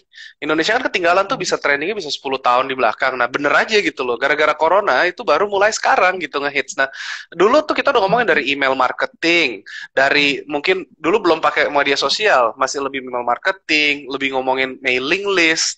Sekarang udah lebih canggih lagi, banyak sekali. Apakah itu udah nggak berguna? Masih aja bisa dipakai gitu loh. Banyak strategi-strategi yang masih bisa digunakan. Sebenarnya sama seperti kayak dulu ada koran harian diantar ke rumah, yang koran-koran diskon. Nggak tahu di Jakarta sempat ada apa enggak gitu ya. Cuman kalau ngelihat di sana tuh sering tuh bagiin itu gratis, tapi kupon-kupon. Nah mereka dapat duitnya tuh karena perusahaan-perusahaan ini pada mau nitipin branding lah, bayar iklan di situ gitu intinya gitu. Tapi ya sekarang udah nggak ada gitu. Jadi banyak yang transisi. Nah terus ngomongin 2012 itu saya punya komunitas pengusaha juga di sana, temenan ya sama banyak teman-teman di Sydney. Saya dari Melbourne Australia. Nah di Sydney itu ada orang yang udah punya toko, 5 toko loh. Ini benar-benar kayak di mall besar, kayak mungkin yang mall-mall Jakarta yang elit deh, bukan yang kelas 2 deh, yang elit deh, yang mall-mall mahal istilahnya. Dia punya 5 toko, dan itu 5 atau 6 toko saya lupa, tapi tokonya itu berjalan, bukannya bisnisnya sepi, nggak rame, tapi dia mulai tutup tokonya itu satu persatu gitu, tutup, terus habis itu dia pindah ke pinggir kota, mungkin kayak kalau di Jakarta mungkin ngelihat kayak di dekat-dekat Tangerang gitu, atau mungkin di Tangerangnya, dia malah bikin switch online. Jadi itu malah menurunkan biaya mereka loh, biaya sewa mall tuh mahalnya gila kan, biaya sewa turun, SPG-nya atau pekerjanya juga turun pasti. Tapi jadi pekerjanya cuma yes. Dan itu dulu mulainya kayak gitu. Kalau dulu website pakai blog ya kan, bikin kontennya. Kalau dulu kan nggak ada media sosial yang ya dulu 2012 sudah mulai lah Twitter ya kalau nggak salah, atau Facebook lah, masih in banget gitu kan. Itu kenapa? Tahu umurnya, karena zaman kita dulu tuh kalau internet tuh masih dicoba sih dari kabel telepon, komputer, terus dial up. Waduh. Oh, makanya kalian tuh udah enak eranya gitu. Nah itu dia transisi, itu di tahun tersebut dia transisi begitu tokonya semua tutup, dia naik penjualan 300% loh. Dan sekarang dia fokusnya online. Itu kalau kita ngomong seperti itu kisah nyata yang terjadi udah berapa tahun tuh? Kalau 2012 tuh berarti udah 8 tahun yang lalu. Nggak bener lah, 10 tahun ketinggalan Indonesia kan. Nah sekarang banyak perusahaan, kenapa kita hidup nih? Karena agensi kita itu kan agensi yang sedikit berbeda. Kita bikin akun publik tadi kan. Nah itu perusahaan-perusahaan menyadari bahwa perusahaan-perusahaan tuh kalau brand-brand besar, mereka nggak bisa lagi cuman bergantung sama ya katalog produk online segala macem gitu loh. Mungkin brand ambassador, tapi perlu ada yang konten-konten yang engaging, yang bisa membawa pembacanya nanti ikutan komen, ikutan interaksi. Ya, itu pentingnya ya akun publik tadi. Kalau kembali ke arahnya ke situ ya kita pembicaraannya. Jadi ya semoga nanti teman-teman tuh bisa mulai terinspirasi dan mulai mau coba bikin. Belajarnya di mana tuh? Ada Babang Yosef. Jagoanakunpublik.com. Teman-teman kalau kebetulan tadi hari ini kita juga baru buat, mungkin teman-teman masih ada yang mau tahu lebih lanjut mengenai akun publik tapi belum mau join ke Jagoan Akun Publik, itu pun nggak apa-apa karena kita biasanya justru dari yang udah join ke Telegram kita itu udah banyak yang akun publiknya sudah besar tanpa join ke Jagoan Akun Publik. Teman-teman bisa nggak apa-apa bisa join sekolahpebisnis.com. Itu kita ada ebook juga. Ebooknya ini mengenai gimana cara teman-teman itu polanya gimana untuk menghasilkan dari akun publik. Nah, namanya adalah sekolahpebisnis.com. Nah, ini ebooknya nih teman-teman. Ini downloadnya free, teman-teman, downloadnya gratis. Tinggal cek aja story-nya Sekolahpebisnis. Jadi sekolahpebisnis.com /laris manis. Jadi itu nanti akan bisa download ebook ini. sekolahpebisnis.com /laris manis. Nanti itu buat teman-teman tahu ada beberapa pebisnis yang udah kita interview di Sekolah Pebisnis, ada 5 pebisnis. Ini mereka ini besarnya dari membangun akun publik. Contohnya salah satunya adalah Riko Huang yang tadi saya udah ceritain juga kan. Awalnya masuk ke Sekolah Pebisnis itu dia buat akun publik dulu. Buat apa? Buat trafficnya supaya bisa jualan. Itu di awalnya. Itu dia udah luar biasa. Anak muda yang berbakat banget karena dulu bahkan di awal-awal tahun 2013 pikirannya udah punya pikiran kayak gitu saat orang-orang itu masuk ke Instagram buat online shop, dia udah punya inovasi buat akuisisi akun publik. Jadi menurut saya sih teman-teman apalagi yang sekarang itu bukan lagi sebuah ini apa istilahnya sebuah inovasi atau sebuah teknik baru, tapi bahkan mereka yang sukses itu udah menggunakan jalan itu gitu. Nah, mungkin selanjutnya yang banyak dari kita nih berpikir adalah, aku bisa nggak sih buat kayak gitu? Karena yang namanya buat media, buat akun publik itu kan udah banyak banget yang besar-besar. Ada yang followernya udah sampai 1M, ada yang udah sampai 2M, sampai 3M gitu. Aku baru mau mulai saat ini. Katakanlah di niche bisnis, atau katakanlah di topik percintaan, atau katakanlah di topik finansial. Aku baru memulai. Itu bisa nggak sih? Nah, mungkin kalau Climans ini kan menangani klien-klien nih, yang pasti kalau klien datang, itu bangunnya dari nol biasanya. Nah, nggak semua. Juga. Tapi ya. Ada. Udah jadi juga ya kok. Oke. Itu gimana pengalaman Climans kalau harus membesarkan akun publik, katakanlah untuk yang baru buat, atau yang udah ada gitu, tapi bisa menembus market, bisa mendapatkan perhatian. Kalau kita kan bilangnya sekarang attention is the new currency gitu ya. Yes. Jadi ini caranya supaya akun publik kita itu yang kita baru mulai itu nggak kalah sama mereka yang besar-besar. Ya, pengalaman Climans itu gimana? Ya, betul. Ini saya jawab. Jadi kalau misalkan kita ada beberapa klien yang benar-benar datang, claims, gue nggak tahu gimana, tapi coba bikinin dulu deh. Ya kan, akhirnya kita yang bikinin tuh dari logo, dari nama kita yang cariin. Ada beberapa akun seperti itu. Teman-teman kalau mau ngeliat juga tentang finansial tuh cek Halo Duit. Itu yang kita mulai build dari nol. Itu bagus banget gitu. Itu berasal dari ilmunya Kak Ferry Darmawan juga. Yang jadi kita interview kliennya mau bawa kemana, apa yang ada di otaknya ditumpahkan ke sana. Gitu. Jadi itu gimana ya kalau kita ngomong, ada juga yang mulai dari tengah-tengah. Kalau mulai dari tengah-tengah ini sedikit lebih tricky. Trickinya tuh karena dulu engagementnya gimana sebelumnya, akunnya hidup nggak, terus pernah beli followers nggak. Ini ada yang menjawab pertanyaan nih katanya, kan tadi katanya kalau mau mulai bisnis membeli dulu akunnya. Iya, bener apa enggaknya kalau saya bilang ya, beli apa enggak gini, beli followers tuh bisa tricky juga loh. Kadang-kadang nanti kamu mungkin target pasarnya dianggap Jakarta, kamu beli followersnya di ujung di ini Afrika misalkan, kan nggak nyambung gitu. Mau followersnya naik sampai 1 juta kelihatannya, tapi kalau begitu kamu ngepost foto yang nge-like cuma 1, ntar kamu sedih juga, baper, aduh gimana ya foto gue nggak ada yang nge-like, kan jadi. Tapi kalau ngomong ya sebenarnya kita banyak kebangun ini akun-akun ini, kalau misalkan memang kita dari tengah-tengah, itu biasanya kita nurunin dulu tuh. Jadi yang bodong-bodongnya tadi mungkin akan keluar, karena mungkin aja kalau ngomongin yang target pasar dari akun sebelumnya yang kita beli atau followers yang beli tadi, mungkin kita targetnya mungkin wanita, anggap deh gini, kita mau jual, contohnya sorry ya, pembalut wanita. Nah kalau target pasarnya pria gimana followersnya, kan mau dibikin konten seindah apapun kan pria nggak mungkin pakai pembalut gitu ceritanya, ini nggak nyambung gitu loh, ya nggak sih? Jadi sesuai dengan target pasar lah kalau mau dibilang. Kiat-kiatnya ya sebenarnya kita bikin konten yang menarik buat mereka supaya ini tadi saya mau ngomong cuman tadi kelupaan. Jadi ada satu rule of thumb teman-teman, kalau kalian lihat Instagram, kalian lagi lihat konten, kira-kira konten seperti apa yang bahkan di-like, di-share, sama di-save. Biasanya tuh konten-konten yang, oh ini gue banget loh. Bener gak? Oh ini gue banget nih. Ada penyemangatan, ada quotes, ada mungkin sesuatu yang kayak membangkitkan gitu kan. Video mau media, mau gambar, mau animasi, mau apapun, mau tulisan, tapi oh ini gue banget loh.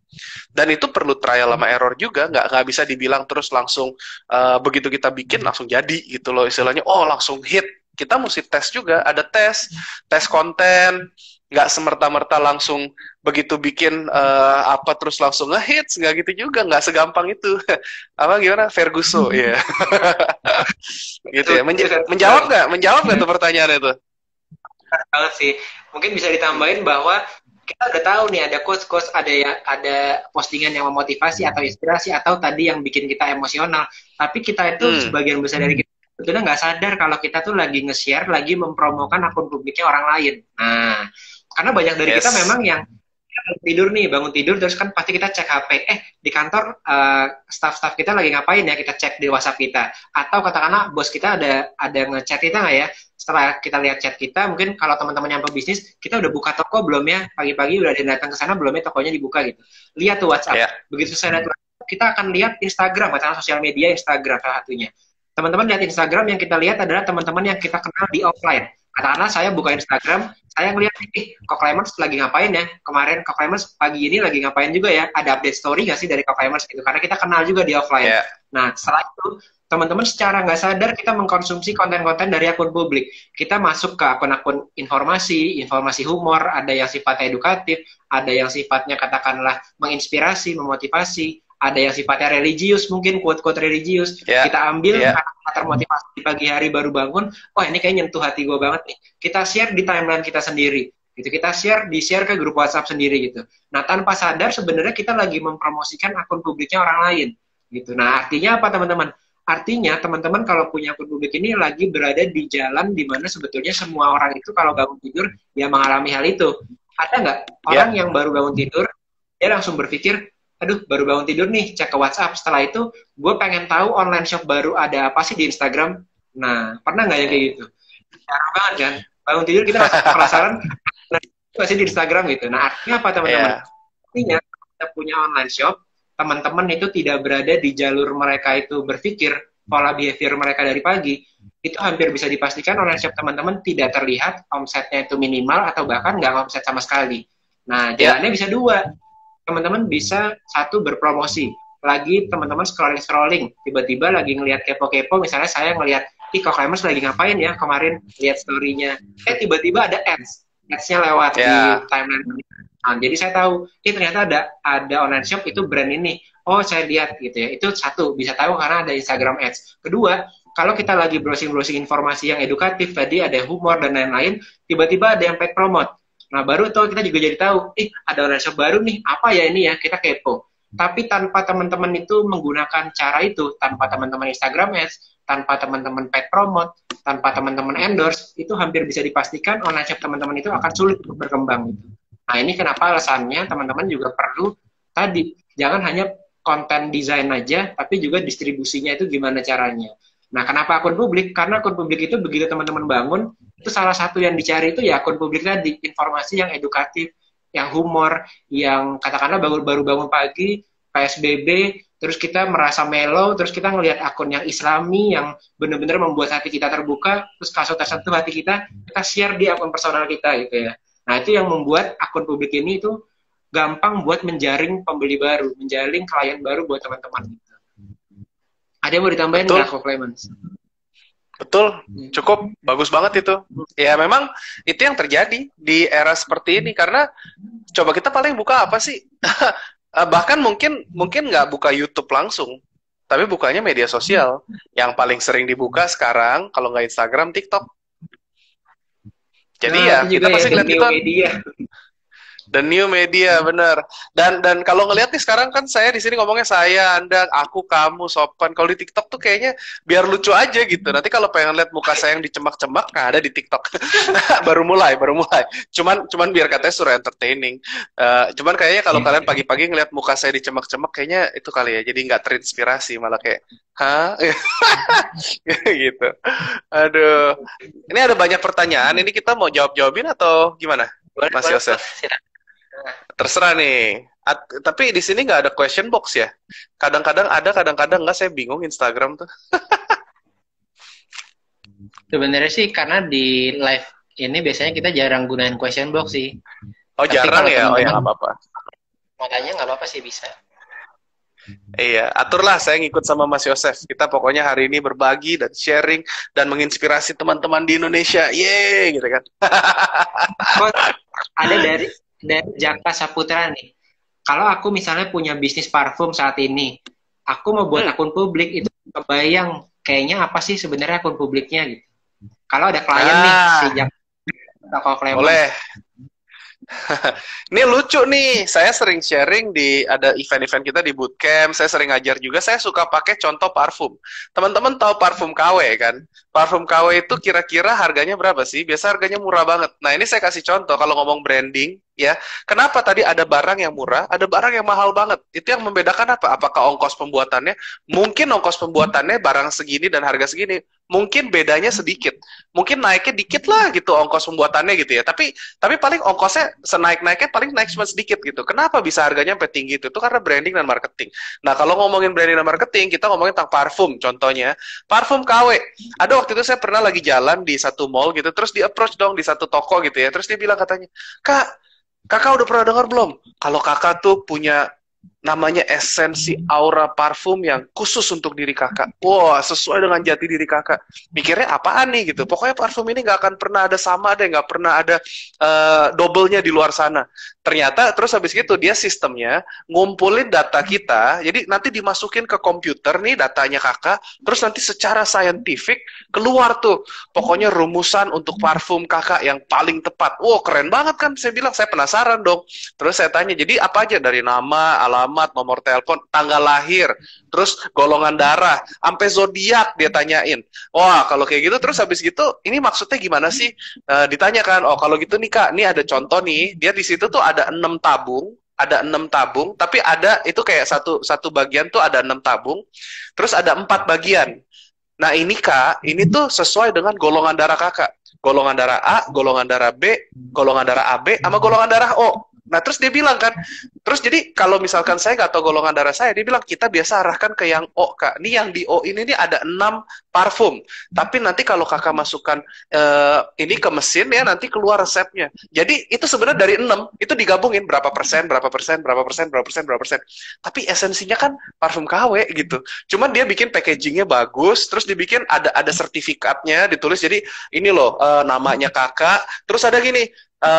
Komposisi parfumnya, terus ada penjelasannya. Ini traits-nya tuh apa ya? Kayak sifatnya kakak tuh pekerja keras, yang bagus-bagus tuh ditulisin. Keren banget. Dia jualnya bisa 350 sampai 700 ribu parfum KW, bibit parfum. Itu keren. Nah, kalau mau ngomongin konten tadi di sosial media kamu tentang parfum, itu bisa aja ngomongin mungkin. Parfum kan biasanya dekat dengan essential oil. Essential oil itu apa? Kamu bisa ngomong nanti bahan dasar parfum kamu gimana. Kamu juga bisa ngomong tentang kalau wanginya tuh misalkan dari bunga apa. Misalkan bunga ini maknanya apa. Ini akan menimbulkan apa. Itu konten yang banyak banget yang bisa kamu gali itu tentang wangi-wangian. Nanti kalau ngomongin nih parfum yang ini, itu tuh ada baunya dari bunga ini, ada bibit ini, ada ini, ada ini. Itu diceritain.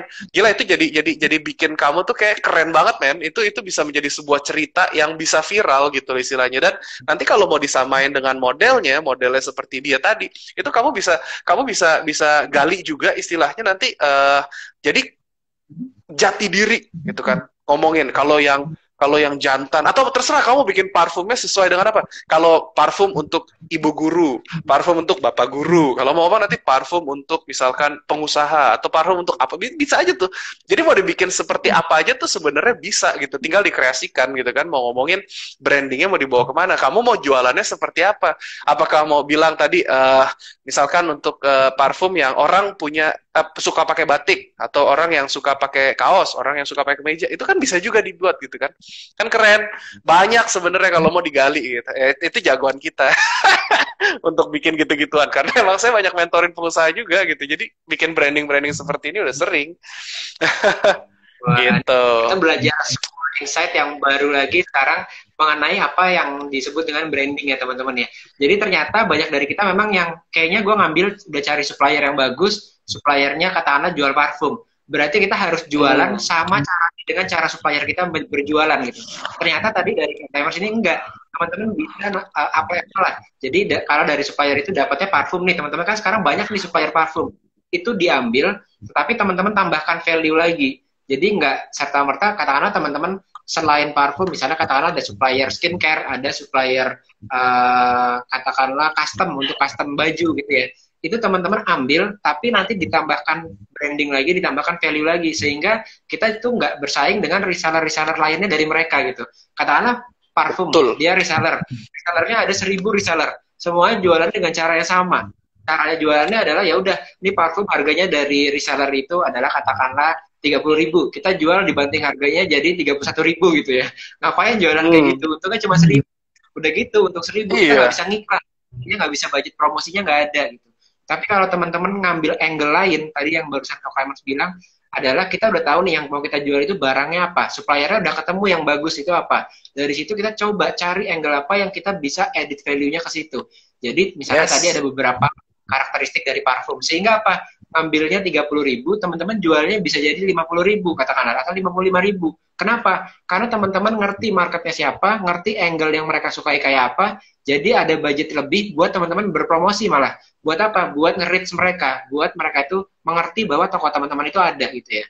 Nah itu penting banget kayaknya deh, karena banyak banget yang, oh saya harus jadi reseller nih, katakanlah supplier A rekrut reseller 1.000, jangan sampai kelewatan karena hari Senin udah tutup nih, rekrut reseller kita harganya naik, katakanlah gitu ya teman-teman ya.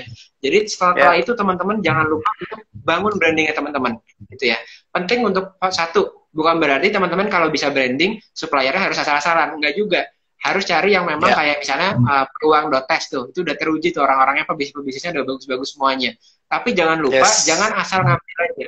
Tapi setelah teman-teman ambil, ditambahkan branding toko online teman-teman sendiri. Nah, ini yang bisa membuat teman-teman itu nggak jadi saingan sama reseller, bahkan nggak jadi saingan sama supplier teman-teman sendiri gitu, karena jualannya sama, barangnya sama, nggak ditambahin value apa-apa gitu ya. Ini kayak kita belajar banyak Yes. dari brand. Mantap. Next, Gitu. ayo. Terus selanjutnya adalah, kalau misalnya tadi tuh sempat ada yang nanya juga di sini, gimana sih kalau Clemens dari Rachel C. titik kasih, biar aku tuh mau banyak follower, tapi kadang-kadang kalau orang follow aku tuh stres main IG, terkadang terbawa suasana followersnya kali maksudnya ya. Kenapa tuh kok stres? Jangan baper Kadang pengen atuh. jualan di IG, tapi malah dianggap aneh sama orang lain. Nah, em, sekarang gini, kalau ngomong dianggap aneh sama orang lain, saya juga sering ngomong, saya sering ngajar. Saya banyak kan ngajar offline. Jadi kalau ngomongin Instagram saya nih, followersnya nggak banyak gitu kan. Terus ya kita juga bikin akun-akun publik. Cuman saya tuh lebih suka bilang gini loh teman-teman, jangan suka bandingin diri kamu dengan orang lain. Akun yang followersnya banyak, belum tentu engagementnya sebagus yang akun followersnya sedikit loh. Dan kalau ngomong followers banyak, nggak menjamin penjualan kamu dari akun tersebut tinggi. Ya, jadi itu satu hal yang fakta. Itu benar-benar fakta karena kita ngalamin banget nih, kita ngelihat akun yang gendut-gendut terlihat tapi mereka konversinya juga sulit gitu. Tapi ada akun-akun yang justru kecil tapi pada saat galang, oh bikin seminar mau apa rame gitu untuk offline, itu tergantung. Nah, jadi kalau tadi pesan saya, jangan bandingin kesuksesan kamu sama orang lain, jangan bandingin diri kamu sama orang lain, jangan juga dengerin lah pendapat orang lain karena namanya netizen pasti akan ada yang nyinyir, haters gonna hate. Mau saya pakai rambut, mau saya botak, mau saya nanti mukanya mau digantengin, mau dinyenyok-nyenyokin gini, itu pasti ada yang komen gitu loh. Jadi ya pede aja gitu. Terus jangan baper kalau di sosial media, jangan gunakan sosial media itu buat hidup, tapi maksudnya bukan buat hidup, maksudnya saya gunakan itu untuk kerjaan gitu loh. Jadi benar-benar ya kamu lihat itu sebagai sebuah pekerjaan aja gitu. Jangan dibawa sampai ke emosi atau misalkan gimana. Kalau misalkan nggak ada followersnya, strateginya ada bisa dinaikin. Tapi kalau misalkan ngomongin nanti followersnya terus gimana atau apa komen-komenannya nyinyir-nyinyir ya biarin aja gitu loh. Selama kamu tetap bagikan hal yang positif ya, kamu tetap kasih konten-konten yang berbobot, yang bernilai, yang ngebantu banyak orang. Tadi makanya saya bilang fokus bantu orang lain dulu. Kalau itu ngebantu banyak orang, pasti bakal banyak yang follow kok, bakal banyak yang nge-like, nge-share pasti. Itu udah pasti. Gitu. Tapi kamu harus testing-testing terus konten-kontennya seperti apa gitu. Tinggal ya tadi konsisten. Kalau nggak konsisten, jangan nanti tiba-tiba saya pernah dapat klien nih, ini Mas Yosef saya cerita. Ada klien yang bilang, oh tolong bikinin media dong, akun publik buat beauty. Oke, bulan pertama dia setuju kita bikinin. Bulan kedua dia mau minta jualan, mau bikin jualan membership. Aduh, itu ngomongnya kan kontennya beda lagi. Bulan ketiga dia jualan produk. Udah akhirnya kita bilang kayaknya kita nggak mampu nih. Kita kayaknya nggak sesuai. Jadi mendingan kita nggak jalan bareng. Karena kita punya kebanggaan tersendiri dong. Kita kalau pegang klien, kita pengen supaya akun tersebut berkembang kan. Biar kita juga bisa punya portofolio, dibanggakan gitu. Tapi ya, kalau kliennya sendiri labil, nggak konsisten ya susah. Gimana caranya kita mau bikin gitu kan. Itu salah satu contohnya gitu. Tapi ya gitu ya tadi, jangan baper. No baper. Betul banget sih. Jadi Kalau dari aku kayaknya lebih ke arah gini juga buat tadi, itu adalah kadang-kadang ya follower yang ibaratnya haters kita, itu teman-teman punya follower katakanlah 10K.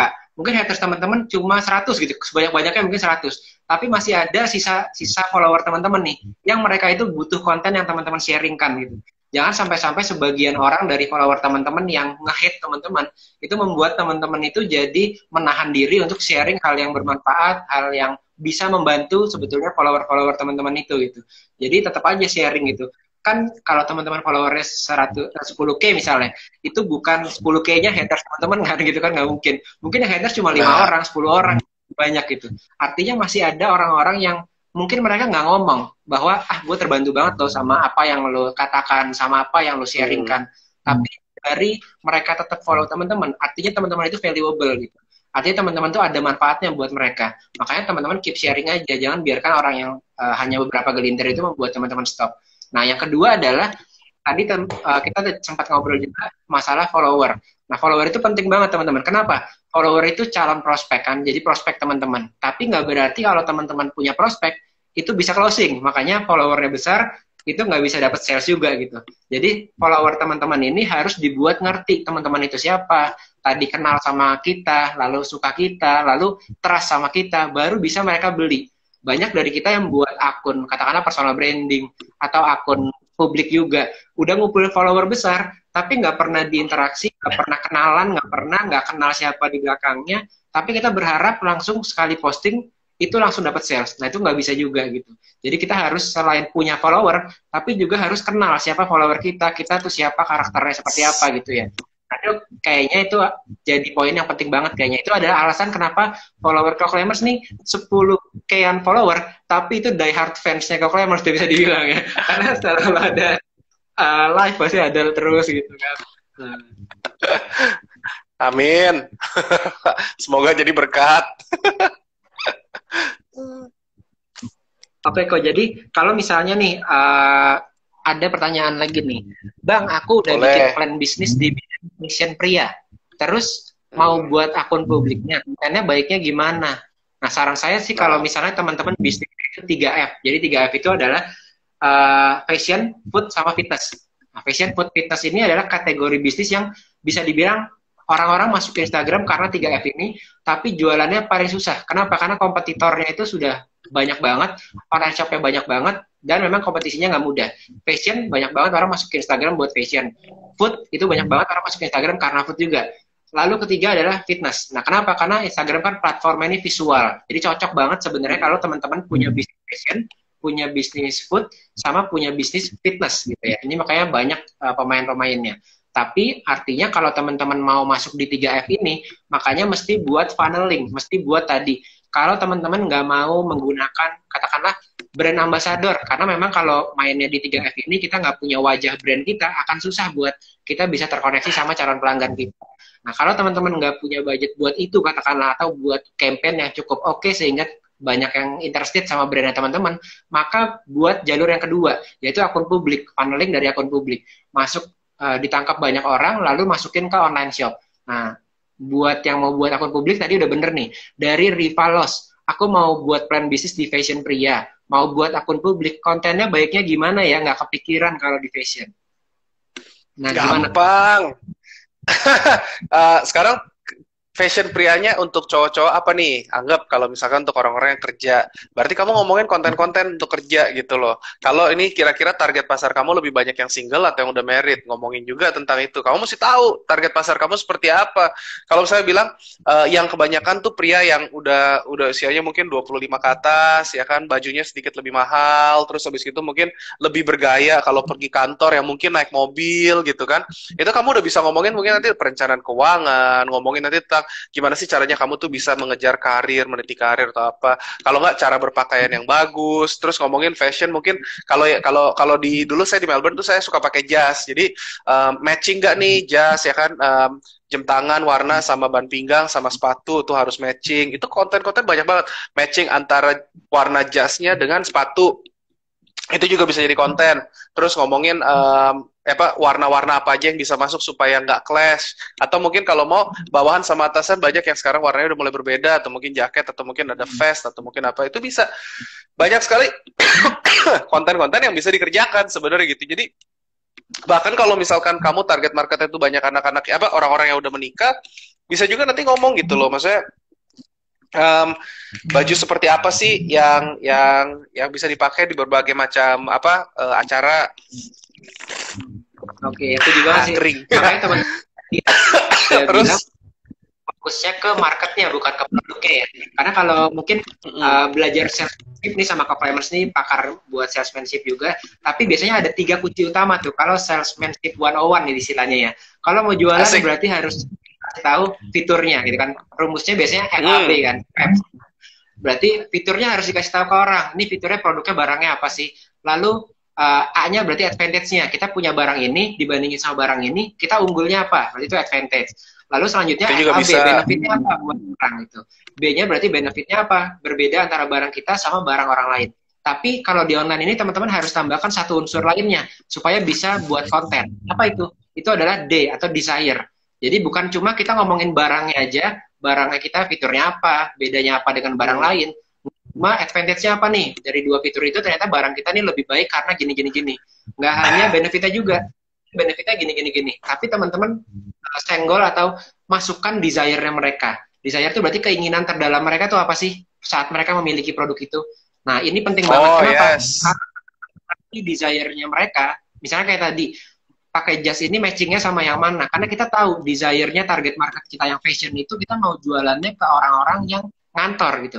Oh kalau dia di kantor itu desire-nya apa sih? Mau terlihat keren oleh partner kerjanya, mau terlihat keren sama bosnya, supaya kalau ada promosi mungkin dia yang didahulukan. Karena kelihatannya itu keren banget nih buat gitu ya. Nah, itu desire-nya dia teman-teman tahu itu yang dituangkan jadi konten. Nah banyak dari kita tuh buat konten emang fokusnya hanya di tadi salesmanship 101. Cuma FAB doang, nggak ada D atau desire-nya. Nah, itu teman-teman mesti begitu juga tuh. Jadi ceritanya kita saya tambahin kalau misalkan emang dia bisa aja jadi ceritanya tuh mau ngomongin tentang keharmonisan rumah tangga, mau ngomongin apa, itu kan tadi desire-nya, itu efeknya. Atau mungkin kalau pakai baju kamu naik pangkatnya cepet, itu kan juga bisa. Kalau pernah ngeliat ada ini, yang mungkin bisa mirip-mirip sama baju ya, parfum. Yang zaman dulu tuh kalau misalkan iklan, dia pakai disemprot nih, gitu ya, terus tiba-tiba cewek datang. Pasti tahu lah, kalau teman-teman sering nonton itu pasti ada gitu kan. Saya nggak sebut brandnya karena nggak di-endorse, enak aja. Tapi ya gitu, itu kan jadi kan ceritanya desire-nya yang justru. Nah, akhirnya, tapi kalau kita bikin itu jangan terlalu banyak atau terlalu jauh dari kenyataan. Akhirnya akun tersebut sempat dituntut sama masyarakat, bilang katanya ini saya udah pakai berapa puluh kaleng tapi sampai saat ini masih jomblo. Nah, ya storytelling lah, branding, storytelling tadi ya. Cuman jangan bohong gitu istilahnya. Ya gitu deh. Nah ini ada dari Peng. Saran nih sama The Entrepreneur Society. Kalau misalnya kita buat kolam dulu, buat akun publik dulu mungkin maksudnya. Itu sesuai target segmentasi kita, tapi aku belum punya online shop, belum punya bisnis. Bisa nggak sih aku mendapatkan penghasilan dari situ gitu? Mungkin pertanyaannya dia. Selain paid promote gitu katakanlah. Dari akun-akun yang co-climbers tangani. Bisa ya? Ada satu klien baru, bisa. Jadi ada satu klien baru nih, dia baru masuk sama kita, dia baru gabung bulan ini actually. Makanya kita ngomong corona, orang-orang pada susah nyari klien, justru ya kita puji Tuhan, terima kasih ya Tuhan kirimkan berkat-berkatnya. Nah, klien ini bilang katanya, saya belum punya produk, Lems. Tapi saya pengen bikin dulu nih, kira-kira gimana strateginya. Nah, itu yang tadi yang ibu dan anak nih rencananya. Nanti kita akan keluarkan satu akun publik. Nanti nama akunnya belum saya reveal, karena kita baru jadi tuh nama akunnya. Terus habis itu kita mau hakikan dulu logonya, kita yang bikinin. Nah, jadi ya dia belum punya produk. Tapi dia mau mulai bikin dulu kolamnya. Karena dia tahu kegunaannya gitu loh. Dan kalau dibilang tadi bisa nggak bikin duit dari situ? Kita ambil contoh deh, Kedai Cinta Kamu. Itu dari kreasinya Kak Jordan, ya partner saya di Hellogram. Itu nggak jualan barang. Awalnya bikin akun publik nggak ada produknya. Tapi dari situ tiba-tiba nanti dia bisa bikin produk-produk online, produk-produk digital. Seperti contoh, e-book. Terus habis itu mau ngomongin nanti ada curhat sama Mimin, terus ngomongin ada produk-produk lain, sampai ada nanti baru masuk merchandising. Contoh, dulu di Entrepreneur Society nggak ada baju kayak gini, nggak ada bukunya. Ini baru jadi di tahun lalu gitu loh. Terus nggak ada event ya, event yang pakai banner apa segala macam, tapi mulainya itu kita mulai jalan dulu aja. Nah justru sekarang udah ada bajunya yang bisa dibeli kalau emang teman-teman mau, tapi kita emang nggak jualan baju juga. Jadi merchandising mulai ada kantor kunci, ada masker. Tadinya saya nyari-nyari, cuman kalau lagi live gini kan nggak bisa ke sana gitu, maskernya jauh. Tadi masker buat tes saya bagi-bagiin juga. Nanti termasuk deh kalau kayak nanti untuk giveaway kasih juga deh bagiin masker deh siapanya. Kalau nggak dapat buku dapat masker set ya dari Entrepreneur Society itu ada dari member-member kita juga. Saya support mereka, saya bisa bikin brand-brand kita untuk angkat supaya kalau misalnya bisnisnya pada turun. Jadi ya tadi bisa bikin duit nggak? Bisa dari banyak hal. Bahkan nanti ngomongin seminar, kamu mau bikin seminar, mau bikin, kita ngambil satu contoh akun yang cukup besar deh. Ini salah satu akun teman-teman kita juga namanya Mama Life. Akhirnya jadi curhat spesial. Mungkin Mas Yosef mah kenal lah Mama Life. Ya kan? Akhirnya jadi ya kayak gitu-gitu banyak sebenarnya gitu loh yang bisa diuangkan nantinya, tapi memang perlu konsistensi dan membangun. Jangan mikirnya tuh kita mau bikin ini cuma mau nyari duit, tapi harus benar-benar ada real impact. Kalau cuma mikirnya saya mau bikin akun ini pokoknya mau cari duit, nanti biasanya nggak rame karena mikirnya duit mulu gitu kan. Mikirnya benar-benar gimana kamu bantu orang. 3 bulan ya, kalau kayak klien Eko Clemens tadi baru 3 bulan udah nyerah ganti-ganti strategi gitu. Biasanya teman-teman kalau publik memang ini long term strategi gitu. Jadi katakanlah teman-teman tahun depan harus kembangin akun publik, harus jadi akun publiknya. Tahun ini gimana, kan saya harus makan tahun ini gitu. Ya teman-teman berdagang, berjualan gitu ya. Buat apa? Yes. Buat teman-teman menghidup sekarang. Tapi nanti kan teman-teman kalau jualan terus-terusan kayak sekarang nih, buat teman-teman yang sekarang lagi berjualan, berdagang, itu akan makin susah gitu. Kenapa? Karena kita jadinya nggak ada pembeda sama yang lain. Kalau teman-teman punya kolam, bangun kolamnya, akun publiknya, nanti 1 tahun ke depan kesulitan teman-teman alami saat ini itu akan berkurang. Kenapa? Karena akun publiknya sudah jadi, kolam teman-teman sudah jadi tahun depan gitu. Jadi ini investasi buat teman-teman. Gitu. Ya, kita juga biasa kontrak 12 bulan, Mas Yosef. Okay. Karena nggak instan, kayak gini-gini nggak instan. Oh, jadi kalau kita membuat akun publik 12 bulan gitu ya. Oke. Kalau kita kontrak sama kliennya, karena emang kan minimal 6 bulan lah. Gitu loh. Setuju sih, tapi memang agak susah ya kalau kita mau strateginya berubah-ubah, akhirnya kita pun jadi nggak di mana-mana jadi ya. Betul, nggak bisa gitu. Butuh 30 hari atau 21 hari buat building new habits kan. Tapi buat habits itu jadi 1 bulan, butuh 21 hari. Kalau mau sukses butuh 10.000 jam kata orang ya. 10.000 jam itu berarti kurang lebih tahun 2 tahunan lah gitu. Makanya akun publik itu ya 10.000 jam itu, teman-teman coba 10.000 jam. Betul. Bisa, pasti bisa. Nanti diajarin sama Mas Yosef mah keren lah.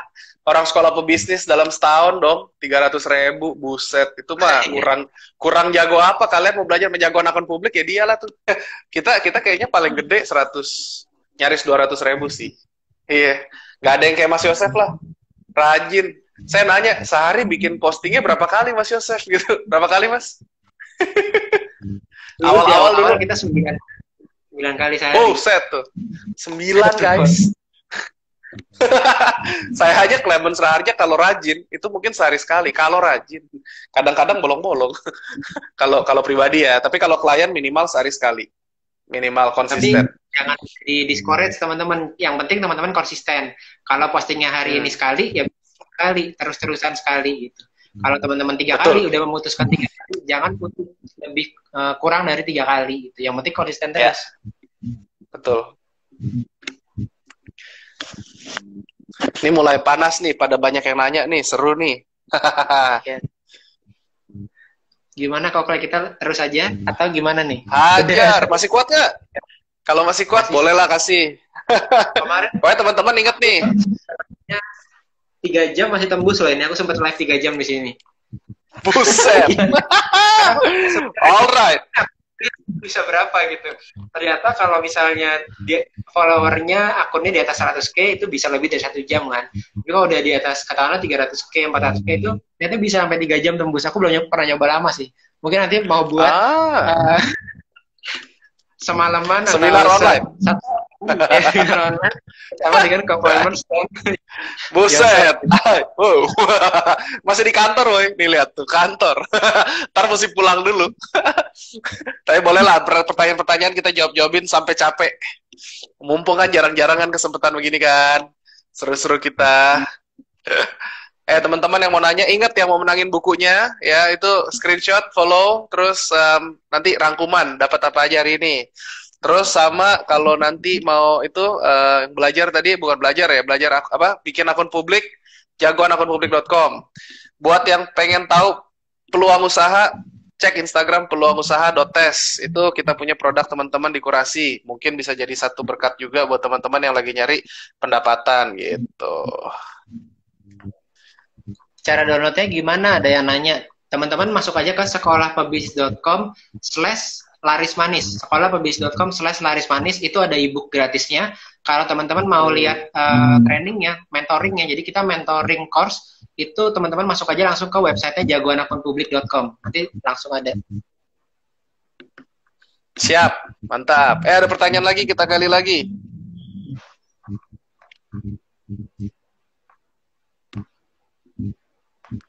Kalau misalnya aku di makanan nih, kayaknya makanan emang kompetitif banget ya kok.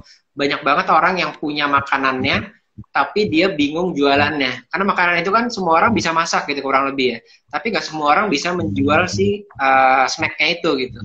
Terutama di online gitu ya. Jualan pisang, ada ribuan orang jualan pisang di online shop gitu. Jualan snack apa aja, kita bisa hampir pastikan bahwa udah ada yang jual di online gitu. Kalau masalah si kuliner ini. Nah itu ada nggak sih tips branding yang bisa teman-teman lakukan supaya bisa jadi berbeda gitu kok? Ada kliennya nggak kok yang kuliner? Kuliner ada. Jadi kita ada waktu itu yang bikin nasi kotak-kotak ya, itu catering. Itu catering untuk dikirim kantor-kantor memang. Jadi office catering. Brandingnya kita bikin lebih fun aja sih sebetulnya. Kalau kita ngomongin untuk catering ya mau ngomong apa ya? Lebih kayak ada yang waktu itu catering sehat juga, kita angle-nya kita ambil dari bahan-bahan pangannya yang dipakai, dari ngomongin soal organik, dari ngomongin soal mungkin yang vegan, vegetarian, optionnya, dari kita ngomongin nutrition fact-nya, kita ngomongin gizinya. Tapi kalau ngomongin makanan-makanan seperti itu kan, makanan sehat, itu kita juga bisa bahasnya nggak cuman untuk ngomongin makanan. Kita bisa lihat dari healthy lifestyle-nya. Kita bikin ada restoran yang khusus untuk healthy lifestyle, dan mereka convert nih karena kan corona tutup. Jadi mereka tuh harus mulai switch ke delivery, ke home delivery. Jadi kita bikin konten-kontennya menyesuaikan gitu loh. Kamu nggak usah takut kalau misalkan ini salah satu contohnya, kamu nggak usah takut untuk menemukan makanan sehat kamu. Kita akan siapkan dengan higienis, dan nanti terus kita pasang foto timnya mereka yang pakai full APD, bersih gitu kan. Akhirnya ya mereka juga jadi menimbulkan kepercayaan tadi gitu loh, untuk supaya bisa terus bukan beli ya, maksudnya untuk jadi di rumah pun dikirimin makanannya. Semua switchingnya ke arah sana, dan itu kita cerita banyak hal tentang bukan cuman soal makanannya, tapi kalau ngomongin nanti tentang dari nutritionnya, tentang dari lifestyle. Kalau ngomongin tentang healthy lifestyle itu seperti apa, bahkan kita bisa sampai bahas nih ada bagian makanan yang ada kolagennya seperti apa, gunanya kolagen kalau kalian pada pernah dengar. Jadi kita kalau Google-nya tuh bisa melebar, tapi nanti mengerucut sebenarnya untuk ya beli makanan gue gitu intinya kan tujuannya kan kita pengennya jualan produk kita kan gitu. Angle sep gitu loh. Gimana tuh? Kayak Kamehameha. Tahu nggak Kamehameha? Mungkin yang umurnya itu nggak tahu kali. Dragon Ball lagi. Yeah. Ada menjawab ya tadi ya. Nih, Richard Dua Maut nih. Wah, mantap. Wah, Bro Richard juga mantap itu, dia jago itu jualan ini bisnis milenial ya. Kemarin seru, aku sempat lihat live-nya juga sama Kak Clemens kemarin ya. Minggu lalu ya, atau minggu lalu. Ternyata kemarin kan saya sempat nge-live di Instagram Clemens Raharja kan. Itu setiap hari satu. Ternyata saya capek juga. Karena masih kerja ya. Jadi sambil ngurus kerjaan, terus habis itu kayak setiap hari kan, itu Senin sampai Jumat kan. Saya Sabtu Minggunya sengaja kagak tuh. Karena apalagi waktu kita bikin nih setiap kali nge-live sama Clemens tuh ada giveaway. Jadi giveaway-nya tuh dari produk-produk member teman-teman, yang mana yang mau diangkat, yang bagus-bagus gitu kan ya, saya bantuin juga. Jadi giveaway. Kalau di sini kita giveaway. Kan dapat ada giveaway loh. Tenang aja. Ini juga ada giveaway tuh. Udah di screenshot belum? di screenshot. Nanti jangan lupa tag ke @clemensraharja, @Yosef_Abbas_, @entrepreneursociety.co, ada titiknya, lalu dan @sekolah pebisnis, lalu di post di story. Oh, kita foto ya, Ko? Asik. Nah jadi ya gitu pas nge-live terus wah buset deh. Akhirnya udah saya tentukan nanti deh itu season 1 selesai minggu lalu. Nanti 2 minggu lagi baru mulai lagi kita, tapi tiap hari Selasa sama Kamis supaya nggak saingan sama sekolah pebisnis. Sekolah pebisnis Senin Jumat kan. Senin Jumat kita kok. Kita udah set Selasa Kamis Clemens Raharja. Nah, gitu kan. Biar bisa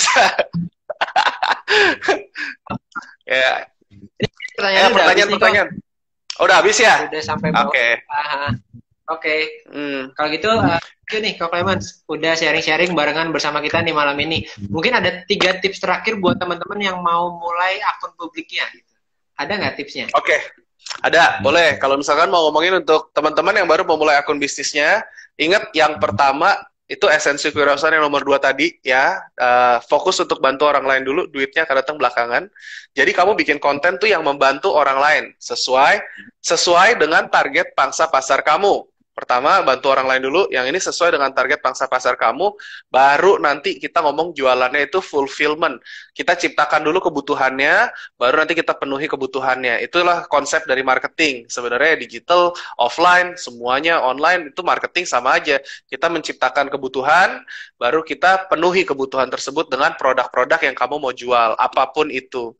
Jadi itu 3 tips, dan sekali lagi ingat, jangan baper. Saya selalu ceritakan gini karena, please, jangan pernah bandingkan diri kamu atau akun kamu dengan akun orang lain, ya. Pokoknya kamu terus fokus untuk kasih yang terbaik. Pasti nanti akan ada suatu saat di mana konten tersebut yang disebut dengan tipping point akan nanti mungkin bisa kolaborasi, atau kalau konten kamu udah bagus mungkin jadi menarik. Yang penting kamu bikin dulu. Kalau kita ngomong, salah satu Gary V juga bilang, ya lu nggak usah takut gitu loh. Nanti baru 1 kali posting terus nggak ada yang nge-like terus langsung sedih gitu loh. Enggak, pokoknya kerjain aja terus, bikin konsisten. Karena branding itu harus konsisten. Nah dari situ nanti bersinarlah dengan cahaya kamu sendiri. Bersinar dengan cahaya kamu sendiri. Jadi ya, shine bright with your own light. Teman-teman, gunakan akun kamu untuk bisa menyinari tuh, kayak jadi branding kamu tuh yang unik. Karena emang kamu unik, dan yang unik itu yang seksi. So, create a sexy branding. Oke, semoga itu bisa ngebantu sesi hari ini. Hampir 2 jam kok kita live, 1 jam. Serius? Wajah. Yang bagus ya, mendapatkan banyak banget insight-insight dari mulai branding, dari mulai membangun akun publik dan lain-lainnya. Jangan lupa buat screen capture, ini momen terakhir nih sebelum kita menyudahi live kita kali ini. Dan jangan lupa juga untuk follow di Entrepreneur Society, entrepreneursociety.co, dan @clemensraharja. Thank you Clemens sudah main-main ke sekolah pebisnis, sharing-sharing barengan dengan kita di malam ini. Sukses terus juga buat Entrepreneur Society, tapi sukses juga buat Hellogramnya juga kok. Terima kasih. Go bold and beyond. Asik. Dadah.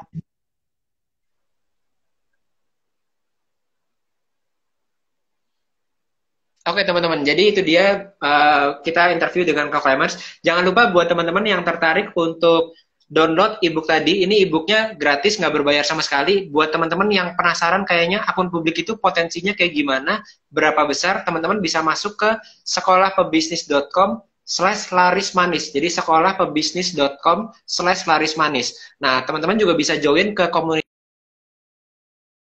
pebis.com/telegram. Nah, kalau teman-teman udah yakin setelah lihat live ini bahwa memang agensi sebesar Kak Clemens saja tadi yang menangani beberapa perusahaan-perusahaan itu juga mulai buat akun publik, teman-teman bisa lihat langsung aja ke websitenya jagoanakunpublik.com. Nah, di situ kita akan mentoring teman-teman supaya tahu apa yang kita lakukan yang di tim sekolah pebisnis bisa growing dari 0 sampai 300k follower dalam waktu 1 tahun. Jadi setahun dapat 300k follower, dan kita buka semua tekniknya di dalam jagoanakunpublik.com.